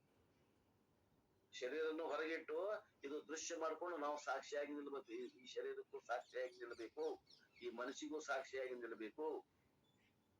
ಅಂದಾಗ ಅಹಂ ಬ್ರಹ್ಮಾಸ್ಮಿ ಅನ್ನುವಂತ ಜ್ಞಾನ ನಮ್ಮಲ್ಲಿ ಕೆಲಸ ಮಾಡಾಕತ್ತದ ಅಂತ ಅರ್ಥ. ತಿಳ್ಕೊಡ್ರಿ, ಇವೆಲ್ಲ ಹಿಂಟ್ಸ್ ಇವು. When the word I is used, one can interpret it as any aspect of personality, ಸ್ಥೂಲ, ಸೂಕ್ಷ್ಮ, ಕಾರಣ, ಶರೀರಂ or ಆತ್ಮ. ನೋಡ್ರಿ, ಬಾಳ ಚಂದ ಹೇಳಾಕತ್ತಾರ, ಕೇಳ್ರಿ, ಬರ್ಕೊಡ್ರಿ. ಯಾವಾಗ ನಾನು ಅಂತ ಶಬ್ದ ಉಪಯೋಗ ಮಾಡ್ತೇವಲ್ಲ, ಆ ನಾನುವಿನಲ್ಲಿ ಈ ಸ್ಥೂಲ ಶರೀರ ಐತೇನು? ಆ ನಾನುವಿನಲ್ಲಿ ಸೂಕ್ಷ್ಮ ಶರೀರ ಐತೇನು? ಆ ನಾನುವಿನಲ್ಲಿ ಅಜ್ಞಾನಮಯವಾದಂತ ಕಾರಣ ಶರೀರ ಐತೇನು? ಇನ್ನು ಇವು ಮೂರು ಈ ಶರೀರ ಅನಾತ್ಮ ಅಂತ ತೆಗೆದು ಉಳಿದಂತ ಆತ್ಮ ಅಂತ ಐತೋ? ಇವ್ಯಾಪ ಇವಕ್ಕೆ ಆತ್ಮ ಅನ್ನಕ್ ಬರಂಗಿಲ್ರಿ ಸರ, ಇವು ಅನಾತ್ಮ ಅದಾವ. ಇವ ಹೇಗ್ ಕೊಟ್ಟಿರಲ್ಲ ಅವರು. ಇವೆಲ್ಲಕ್ಕೂ ಸಾಕ್ಷಿಯಾಗಿ ನೀವು ಬೇರೆ ನಿಂತ್ಕೊಂಡು ಆತ್ಮ ಅನ್ನಗತ್ತೀರೇನು? ಅವ್ರು ಅನ್ನಗತ್ತೀರಿ. ಓಕೆ. ಅಂದ್ರೆ ನಾನು ಈ ಸ್ಥೂಲ, ಸೂಕ್ಷ್ಮ, ಕಾರಣ ಶರೀರವೇ ಅಲ್ಲ ಅಂತ ತಿಳ್ಕೊಂಡು ಅನಾತ್ಮ ಅಂತ ಭೇದ ಮಾಡಿ ಒಗೆದು ಅವಕ್ಕೆ ಬೇರೆಯಾಗಿ ನಾನು ಆತ್ಮ ಅದೇನೆ ಅನ್ನುವಂತ ಜ್ಞಾನ ನನಗೆ ಶಾಸ್ತ್ರ ಶ್ರವಣದಿಂದ ಗುರುಮುಖಿಯನ್ನ ಆಗೇತಂದ್ರ ಆಗೇತಿ ಅಂದ್ರ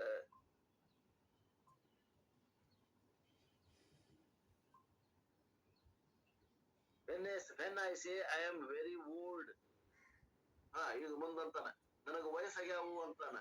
ಅಂದ್ರ ಸಾಕ್ಷಿಯಾಗಿ ನಿಂತ ಅನ್ನಗತ್ತಾನೋ, ಆ ಶರೀರದಾಗ ಅಭಿಮಾನ ಇಟ್ಕೊಂಡು ಅನ್ನಗತ್ತಾನೋ? ಇಲ್ರಿ, ಇಲ್ಲೇ ಅವ ಅಜ್ಞಾನದಿಂದ ಆ ಶರೀರದಲ್ಲಿ ಅಭಿಮಾನ ಇಟ್ಟು ನನಗ ವಯಸ್ಸಾಗೈತಿ, ನನಗ ಬಹಳ ಮುದುಕಾಗೇನಿ ಅಂತ. ಏನು ಆತ್ಮ ಮುದುಕಾಗೈತೋ? ಇಲ್ಲ, ಆತ್ಮ ಮುದುಕಾಗಿಲ್ಲ. ಆತ್ಮ ಯಾವಾಗ್ಲೂ ಹಂಗೆ ಇರ್ತದ, ಅದು ಬದಲಾವಣೆ ಆಗುದಿಲ್ಲ. ನಾನು ವಯಸ್ಸಾಗ ಬಂತ್ರಿ, ನನಗ್ ಬಹಳ ವಯಸ್ಸಾಗೈತಿ ಅಂದ್ರೆ I am referring to the physical body. ನೋಡ್, ನಾನು ಈ ಸ್ಥೂಲ ಶರೀರಕ್ಕ ನಾನು ಅನ್ನಾಗತ್ತೇನಿ. Since the ಸೂಕ್ಷ್ಮ ಶರೀರ has been existence since the beginning of the time, there is no question of old and young. And the student says Aham Brahmasmi without hesitation or doubt, he refers to Atma only. ಯಾವಾಗ ಶಿಷ್ಯನಾದಂತವನು ನಾನು ಈ ಮೂರು ಶರೀರಗಳಿಗೆ ಸಾಕ್ಷಿಯಾದ ಆತ್ಮನೇ ಇದ್ದೇನೆ ಅಂತಂದಾಗ ಅವಾಗ ಆತ್ಮ ಜ್ಞಾನದ ನೆಲೆಯಾಗಿ ನಿಂತ್ಕೊಂಡು ಹೇಳಾಗತ್ತಾನ ಅಂತ ಅರ್ಥ. When a person identifies with a body mind complex, he worries overpower the identification of Atma. ಯಾವಾಗ ಈ ಶರೀರ ಮನಸ್ಸು ಬುದ್ಧಿಗಳ ಒಂದು ಸಂಕೀರ್ಣದಲ್ಲಿ ನಾನು ಅನ್ನೋದು ಇಟ್ಕೊಂಡು ಮಾತಾಡ್ತಾನೆ, ಅವಾಗ ಅವಾಗ ಚಿತ್ತ ಹತ್ತದ.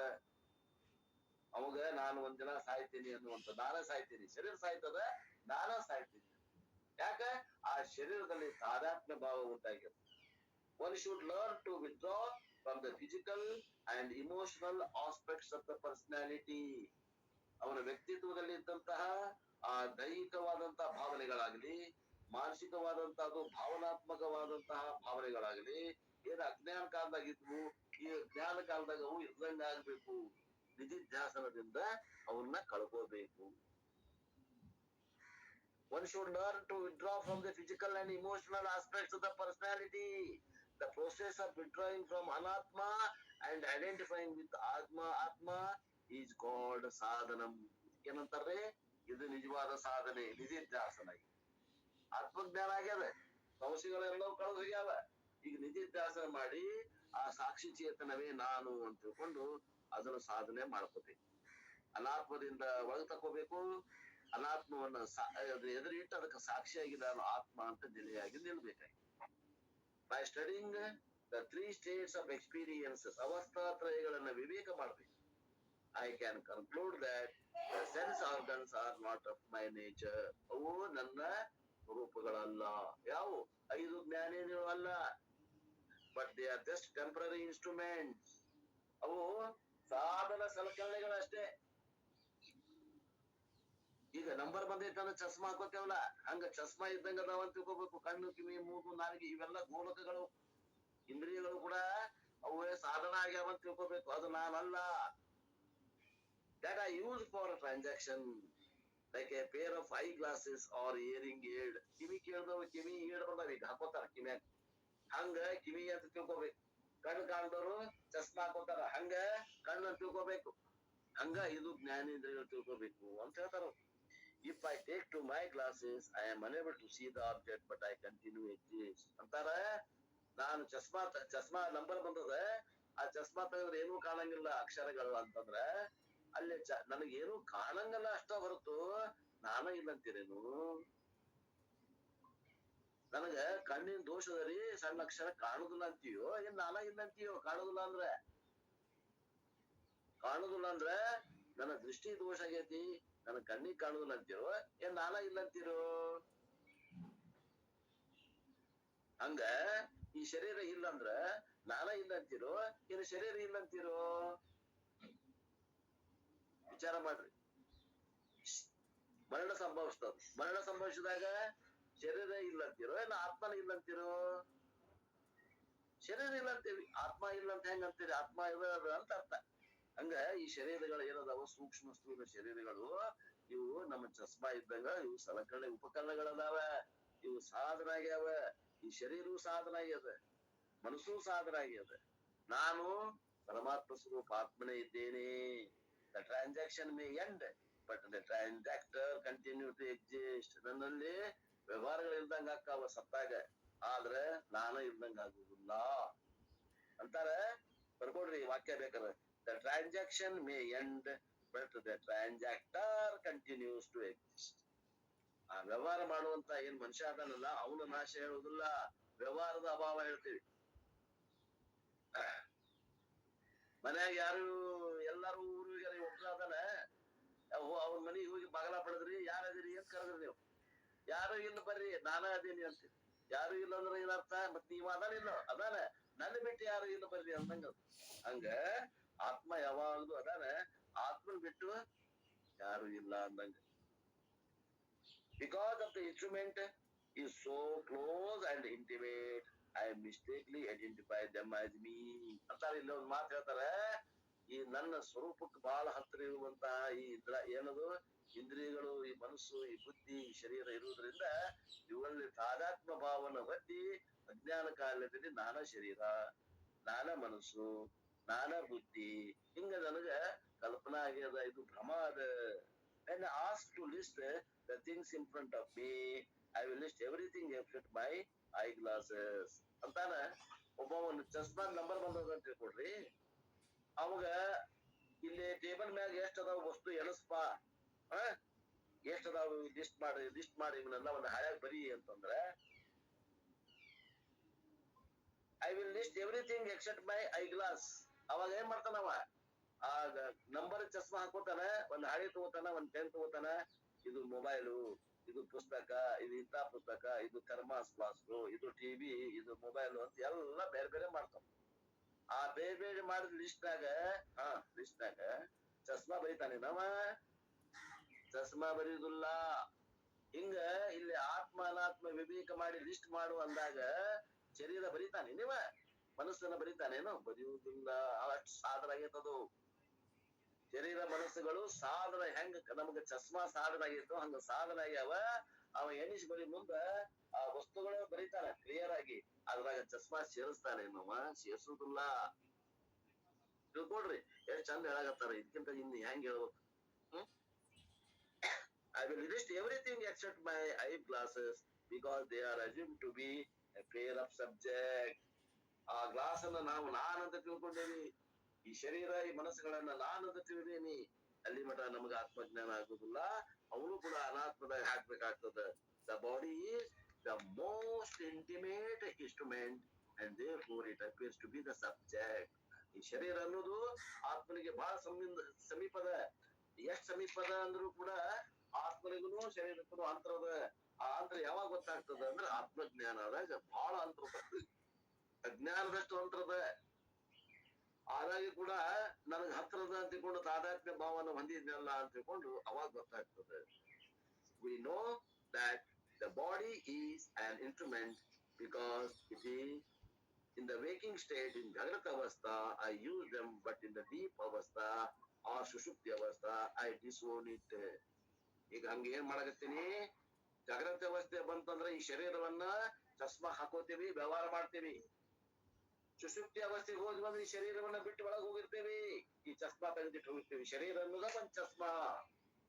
ಆದ್ರಿಂದ ಇದು ನಾನಲ್ಲ. in the instrument including the mind arise ಉದಯತಿ. ಉದಯ ಆಗ್ತದ, ಮನಸ್ಸುನು ಉದಯ ಆಗ್ತದ, ಶರೀರನು ಉದಯ ಆಗ್ತದ. ಜಾಗ್ರತೆಗೆ ಬಂದಾಗ ಶರೀರದ ಒಂದೇ ಉತ್ಪತ್ತಿ ಆಗ್ತಾವ, ಇಂದ್ರಿಯಗಳು ಉತ್ಪತ್ತಿ ಆಗ್ತಾವ. And resolve. ಆಮ್ಯಾಗ ಸುಷುಪ್ತಿ ಅವಸ್ಥೆ ಹೋದ ಎಲ್ಲ ಇಂದ್ರಿಯಗಳು ಅವು ತಮ್ಮ ಕಾರಣದಲ್ಲಿ ಅಡಗಿ ಬಿಡ್ತಾವೆ. But I am ever present as witness. ನಾ ಮಾತ್ರ ಯಾವಾಗಲೂ ವಿಟ್ನೆಸ್, ಸಾಕ್ಷಿಯಾಗಿ ಇರುತ್ತೇನೆ. ನನ್ನಲ್ಲಿ ಉದಯ ಅಸ್ತಮಾನ ಇಲ್ಲ. ಉದಯ ಅಸ್ತಮಾನಗಳು ಎಲ್ಲದವು? ಇಂದ್ರಿಯಗಳಲ್ಲಿ ಅದ, ಜ್ಞಾನೇಂದ್ರಿಯ ಕರ್ಮೇಂದ್ರಿಯಗಳಲ್ಲಿ ಅದ. ನನ್ನಲ್ಲಿ ಇಲ್ಲ ಅಂತ ಹೇಳಕ್ ಬಯಬೇಕಾಗ್ಯದ. The instruments are not my intrinsic nature. ಈ ಏನದಾವ ಇವು ಸಾಧನಗಳು ನನ್ನ ಸ್ವರೂಪ ಅಲ್ಲ. ತಸ್ಮಾ ನಾನಲ್ಲ. ಶರೀರ ನಾನಲ್ಲ. ಈ ಮನಸ್ಸು ಬುದ್ಧಿಗಳು ನಾನಲ್ಲ.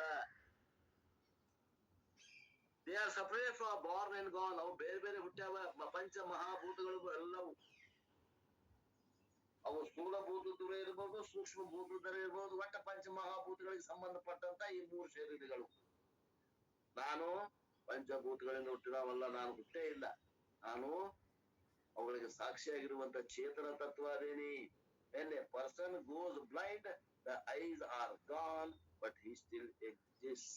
ಯಾವಾಗ ಒಬ್ಬ ಮನುಷ್ಯನ ಕಣ್ಣುಗಳಲ್ಲಿ ದೃಷ್ಟಿ ಹೋಯ್ತು ಅಂತ ತಿಳ್ಕೊಡು. ಮನುಷ್ಯನ ಹೋದ್ರೆ ಇಲ್ಲ, ದೃಷ್ಟಿ ಅಷ್ಟ ಹೋತು. ಹಂಗ ಈ ಶರೀರ ಹೋತಂದ್ರ ಅವ ಒಳಗಿದ್ದವ ಚೇತನನ ಹೋತನು? ಇಲ್ಲ, ಶರೀರ ಅಷ್ಟ ಹೋತು, ಈ ಮನಸ್ಸಷ್ಟ ಹೋತು. ಅವ ವ್ಯಾಪಕವಾಗಿ ಹೆಂಗಿದ್ನೋ ಹಂಗ ಬದಲಾವಣೆ ಆಗದ ತದ್ರೂಪ ಚಿದ್ರೂಪ ಆನಂದ ನಿತ್ಯ ಪರಿಪೂರ್ಣವಾಗಿ ಯಾವಾಗಲೂ ಅದಾನ. Once this is understood, ಇದು ನಿಮಗೆ ಪಕ್ಕಾ ತಿಳಿತಂತ, one loses the resistance to the identification with the limitless Brahman. Aham Brahmasmi. ಅವಾಗ ಏನಾಗ್ತಾನೆ? ಇವ ಆತ್ಮನೇ ನಾನು ಇದ್ದೇನೆ, ಆ ಬ್ರಹ್ಮವೇ ನಾನು ಇದ್ದೇನೆ ಅನ್ನುವಂತ ಅಪರೋಕ್ಷ ಜ್ಞಾನ. Then he can comfortably claim he is limitless. ಅವಾಗ ನಿರ್ಭಯವಾಗಿ ಹೇಳ್ಬಹುದು, ನನಗೆ ಮರಣ ಇಲ್ಲ, ನಾನು ವ್ಯಾಪಕ ಚೇತನದೇನಿ, ನಾನು ಆಕಾಶದಂತೆ ವ್ಯಾಪಕ ಸ್ವರೂಪನಿದ್ದೇನೆ, ನನಗೆ ಹುಟ್ಟು ಸಾವುಗಳು ಇಲ್ಲ ಅಂತಿಕೊಂಡು ಘಂಟಾಘೋಷವಾಗಿ ಹೇಳಬಹುದು. Such a discriminative person, a sharp intellect never again lives in life. ಇಂಥ ಒಂದು ಜ್ಞಾನವನ್ನ ಪಡೆದಂತ ಜ್ಞಾನಿ, ಅಂತ ಸಾತ್ವಿಕ ಹೃದಯ ಇದ್ದಂತವ, ಅವ ಎಂದೆಂದೂ ಕೂಡ ನೆವರ್ ಗ್ರೀವ್ಸ್ ಇನ್ ಲೈಫ್, ಜೀವನದಲ್ಲಿ ಎಂದೂ ಶೋಕಿಸುವುದಿಲ್ಲ. Grief is because of the identification of the body. ಈ ಶರೀರಕ್ಕೆ ನಾನು ಅಂದಾಗ ದುಃಖಗಳದಾವ. ಶರೀರ ಬಿಟ್ಟು ಸಾಕ್ಷಿಯಾಗಿ ಇರುವಂತ ಅರಿವೇ ನಾನು ಅಂದಾಗ ದುಃಖಗಳ ಸಮೂಹವೇ ಕಳಿಸಿಬಿಡ್ತದೆ. The body's mortality becomes my mortality.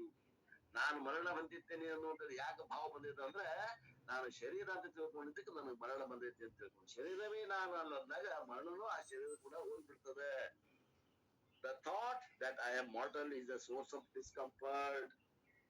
ಏನಂದ್ರೆ ನಾನು ಒಂದ್ ದಿವ್ಸ ಸಾಯ್ತೇನೆ ಅಂತ ಅನ್ನುವಂತದ್ದ ನಮಗೆ ಭಯಕ್ಕೆ ಕಾರಣ ಆಗ್ಯದ. ಅದ ನಮ್ಗೆ ಅನಾನುಕೂಲ ಆಗ್ಯದ. ಆ ಅನಾನುಕೂಲ ಎದರಿಂದ ಹೋಗ್ತದ ಅಂದ್ರೆ ಜ್ಞಾನ ಪಡೆಯುವುದರಿಂದ ಹೋಗ್ತದೆ. I can never accept that I am mortal because of my nature is immortal. ನಾವು ಅಮರ ತತ್ವದಿಂದ ಕೂಡಿದಂತ ಆತ್ಮ ಸ್ವರೂಪನಿದ್ದೇನೆ ಅಂತ ತಿಳ್ಕೊಂಡ್ರೆ ನನಗೆ ಮರಣ ಬರುವುದಿಲ್ಲ. I cannot accept anything against my nature. When something external enters my organ, eyes or nose, it is naturally rejected through tears, sneeze, etc. ಅದಕ್ಕೆ ಏನಂತಾರೆ, ನಮ್ಮ ಕಣ್ಣಾಗಲಿ ನಮ್ಮ ಮೂಗ್ನಾಗಲಿ ಯಾವ್ದರ ಒಂದು ಪರಕೀಯವಾದಂತ ವಸ್ತು ನಮ್ಮ ಕಣ್ಣಾಗ ಧೂಳಾಗಲಿ, ಒಂದು ಕಡ್ಡಿ ಆಗಲಿ ಅಥವಾ ಮೂಗ್ನಾಗ ಬಂದು ಸೇರ್ತಂದ್ರೆ ಅದ್ ಏನ್ ಮಾಡ್ತಾವ, ಅವನು ಸಹಿಸುವುದಿಲ್ಲ. ಅದನ್ನ ಶೀನೆ ಆಗ್ಲಿ ಅಥವಾ ಕಣ್ಣಾಗ ನೀರದ ಬಂದಾಗ್ಲಿ, ಆ ಫಾರಿನ್ ವಸ್ತು ಏನಿರ್ತದ, ಬೇರೆ ವಸ್ತು ಪರಕೀಯವಾದಂತ ವಸ್ತುನ ಅವು ತೆಗೆದು ಹಾಕ್ಬಿಡ್ತಾವ. The struggle with the mortality will go away only when I drop the identification with the mortal body. ನನ್ಗೇನು ನಾನು ಮರಣವನ್ನು ಹೊಂದಬಾರದು ಅನ್ನುವಂತ ಕಷ್ಟ ನನಗೆ ಯಾವಾಗ ಹೋಗ್ತೈತಿ ಅಂದ್ರೆ, ಈ ಶರೀರದೊಂದಿಗೆ ನಾನು ಅಂತ ಒಂದು ತಾದಾತ್ಮ್ಯವನ್ನು ಕಳ್ಕೊಂಡ ದಿನಾನ ನನಗಿದು ಕಳಿಸಿ ಹೋಗ್ತದೆ. ಯಸ್ಯ ಸ್ಮರಣ ಮಾತ್ರೇಣ ವಿಘ್ನ ಜಾತಂ ವಿನಸತಿ ಅಸ್ತಿ ತುಂಡಲ ಸತ್ಕಾಯ ಗಣನಾಥ ನಮೋಸ್ತುತೆ. ಆ ಪರಮಾತ್ಮಗೆ ನಾನು ನಮಸ್ಕರಿಸುತ್ತೇನೆ ಅಂತ ನಾವು ಯಾರು ಸುಭಾಷಿತಕಾರ. The problem is not with the mortality of the body, the problem is natural, but it is with the thought that I am the mortal. ಅಂದ್ರೆ ಏನ್ ಅಂದಂಗಾತು, ನನಗೆ ಸಮಸ್ಯೆ ಇರುವುದು ಏನದ, ಶರೀರ ಸಾಯಬಾರದು ಅಂತ ಸಮಸ್ಯೆ ಇಲ್ಲ, ಶರೀರ ಸತ್ತಾಗ ನಾನು ಸಾಯ್ತೀನಿ ಅಂತ ತಿಳ್ಕೊಂಡಿದ್ ಸಮಸ್ಯೆ ಆಗ್ಯದ ಆತ್ಮೀಯರೇ. ಆದ್ದರಿಂದ ಅದಷ್ಟ ನೀವು ತೆಗಿಬೇಕು. ಶರೀರ ಸಾಯುದ, ನಾ ಸಾಯುವುದಿಲ್ಲ ಅಂತ ತಿಳ್ಕೊಂಡ್ರೆ ಅವನೇ ಮುಕ್ತಿಯನ್ನು ಹೊಂದ್ತಾನೆ. ದಿಸ್ ನಾಲೆಜ್ ದಟ್ ಅಹಂ ಬ್ರಹ್ಮಾಸ್ಮಿ gives me the ability to objectify my body. ಈ ಆತ್ಮಜ್ಞಾನ ನಮಗ ಸಶಕ್ತರನ್ನಾಗಿ ಏನ್ ಮಾಡ್ತದ ಅಂತಂದ್ರೆ, ಈ ಶರೀರ ಮನಸ್ಸುಗಳನ್ನ ಎದುರು ಇಟ್ಟು ಅವುಗಳ ಸಾಕ್ಷಿಯಾಗಿ ನಾನು ಬೇರೆ ಅದೇನೆ ಅನ್ನುವಂತ ನೋಡುವ ಸಾಮರ್ಥ್ಯವನ್ನ ನಮಗ ಕಳಿಸಿಕೊಡ್ತದ. Making separation easy to accept. ಅವನು ಬೇರೆ ಮಾಡಿ ತಿಳ್ಕೊಳ್ಳುವಂತ ಸಾಮರ್ಥ್ಯವನ್ನು ನಮಗೆ ಕೊಡ್ತದೆ ಈ ಆತ್ಮಜ್ಞಾನ. How can I then complain that people are dying? ಅವಾಗ ಈ ಜನ ಸಾಯಾಗತ್ತಾರ, ನಾನು ಒಂದಿನ ಸಾಯ್ತೀನಿ ಅಂತ ತಿಳ್ಕೊಂಡು ನಾನು ಯಾವ ಚಿಂತೆಯನ್ನು ಮಾಡ್ಲಿಕ್ಕೆ ಸಾಧ್ಯದ? ಯಾವ ಚಿಂತೆನೂ ಇಲ್ಲ. I should complain that they are not dying. ಜಗತ್ನಾಗ ಯಾರು ಸಾಯಾಗತ್ತಿಲ್ಲ, ಎಲ್ಲರೂ ಆತ್ಮ ಸ್ವರೂಪದಿಂದ ಇರ್ತಾರ, ಹಂಗ ನಾನು ಇರ್ತೇನೆ ಅನ್ನೋದೇ ಯಥಾರ್ಥವಾದ ಜ್ಞಾನ. ಇದರಲ್ಲಿ ಅತಿಶಯೋಕ್ತಿ ಏನೂ ಇಲ್ಲ. ಇದು ಇದ್ದಂಗೆ ಹೇಳಿದಂತ ಮಾತು, ಶಾಸ್ತ್ರ ಹೇಳಿದ್ದು, ಇದು ಪ್ರಮಾಣಗತದ, ಇದರಲ್ಲಿ ಏನೇನೋ ಸಂಶಯ ಇಲ್ಲ. ಇದು ಯಥಾರ್ಥ ಜ್ಞಾನ ಅದ. ಇಂಥ ಯಥಾರ್ಥ ಜ್ಞಾನವನ್ನ ಆ ಸದ್ಗುರು ಸಿದ್ಧಾರೂಢರಾಗ್ಲಿ ಅಥವಾ ನಮ್ಮ ಪರಂಪರೆ ಇದ್ದಂತ ಶಂಕರಾಚಾರ್ಯರ ಪರಂಪರೆ ಇದ್ದಂತ ಶಂಕರರಾಗ್ಲಿ, ಆ ಗುರುಗಳು ನಮಗ ಈ ವಿದ್ಯೆಯನ್ನ ಕರುಣಿಸಿ ನಮ್ಮನ್ನ ಇದೇ ಜನ್ಮದಲ್ಲಿ ಮುಕ್ತರನ್ನಾಗಿ ಮಾಡ್ಲಿ ಅಂತಕೊಂಡು ಆ ಭಗವಂತನಲ್ಲಿ ಮತ್ತು ಗುರುಗಳಲ್ಲಿ ಬೇಡಿಕೊಂಡು ಇವತ್ತಿನ ಈ ಪ್ರವಚನಕ್ಕೆ ಬಂದ. ನಾಳಿಂದ 7ನೇ ಶ್ಲೋಕವನ್ನ ಆರಂಭ.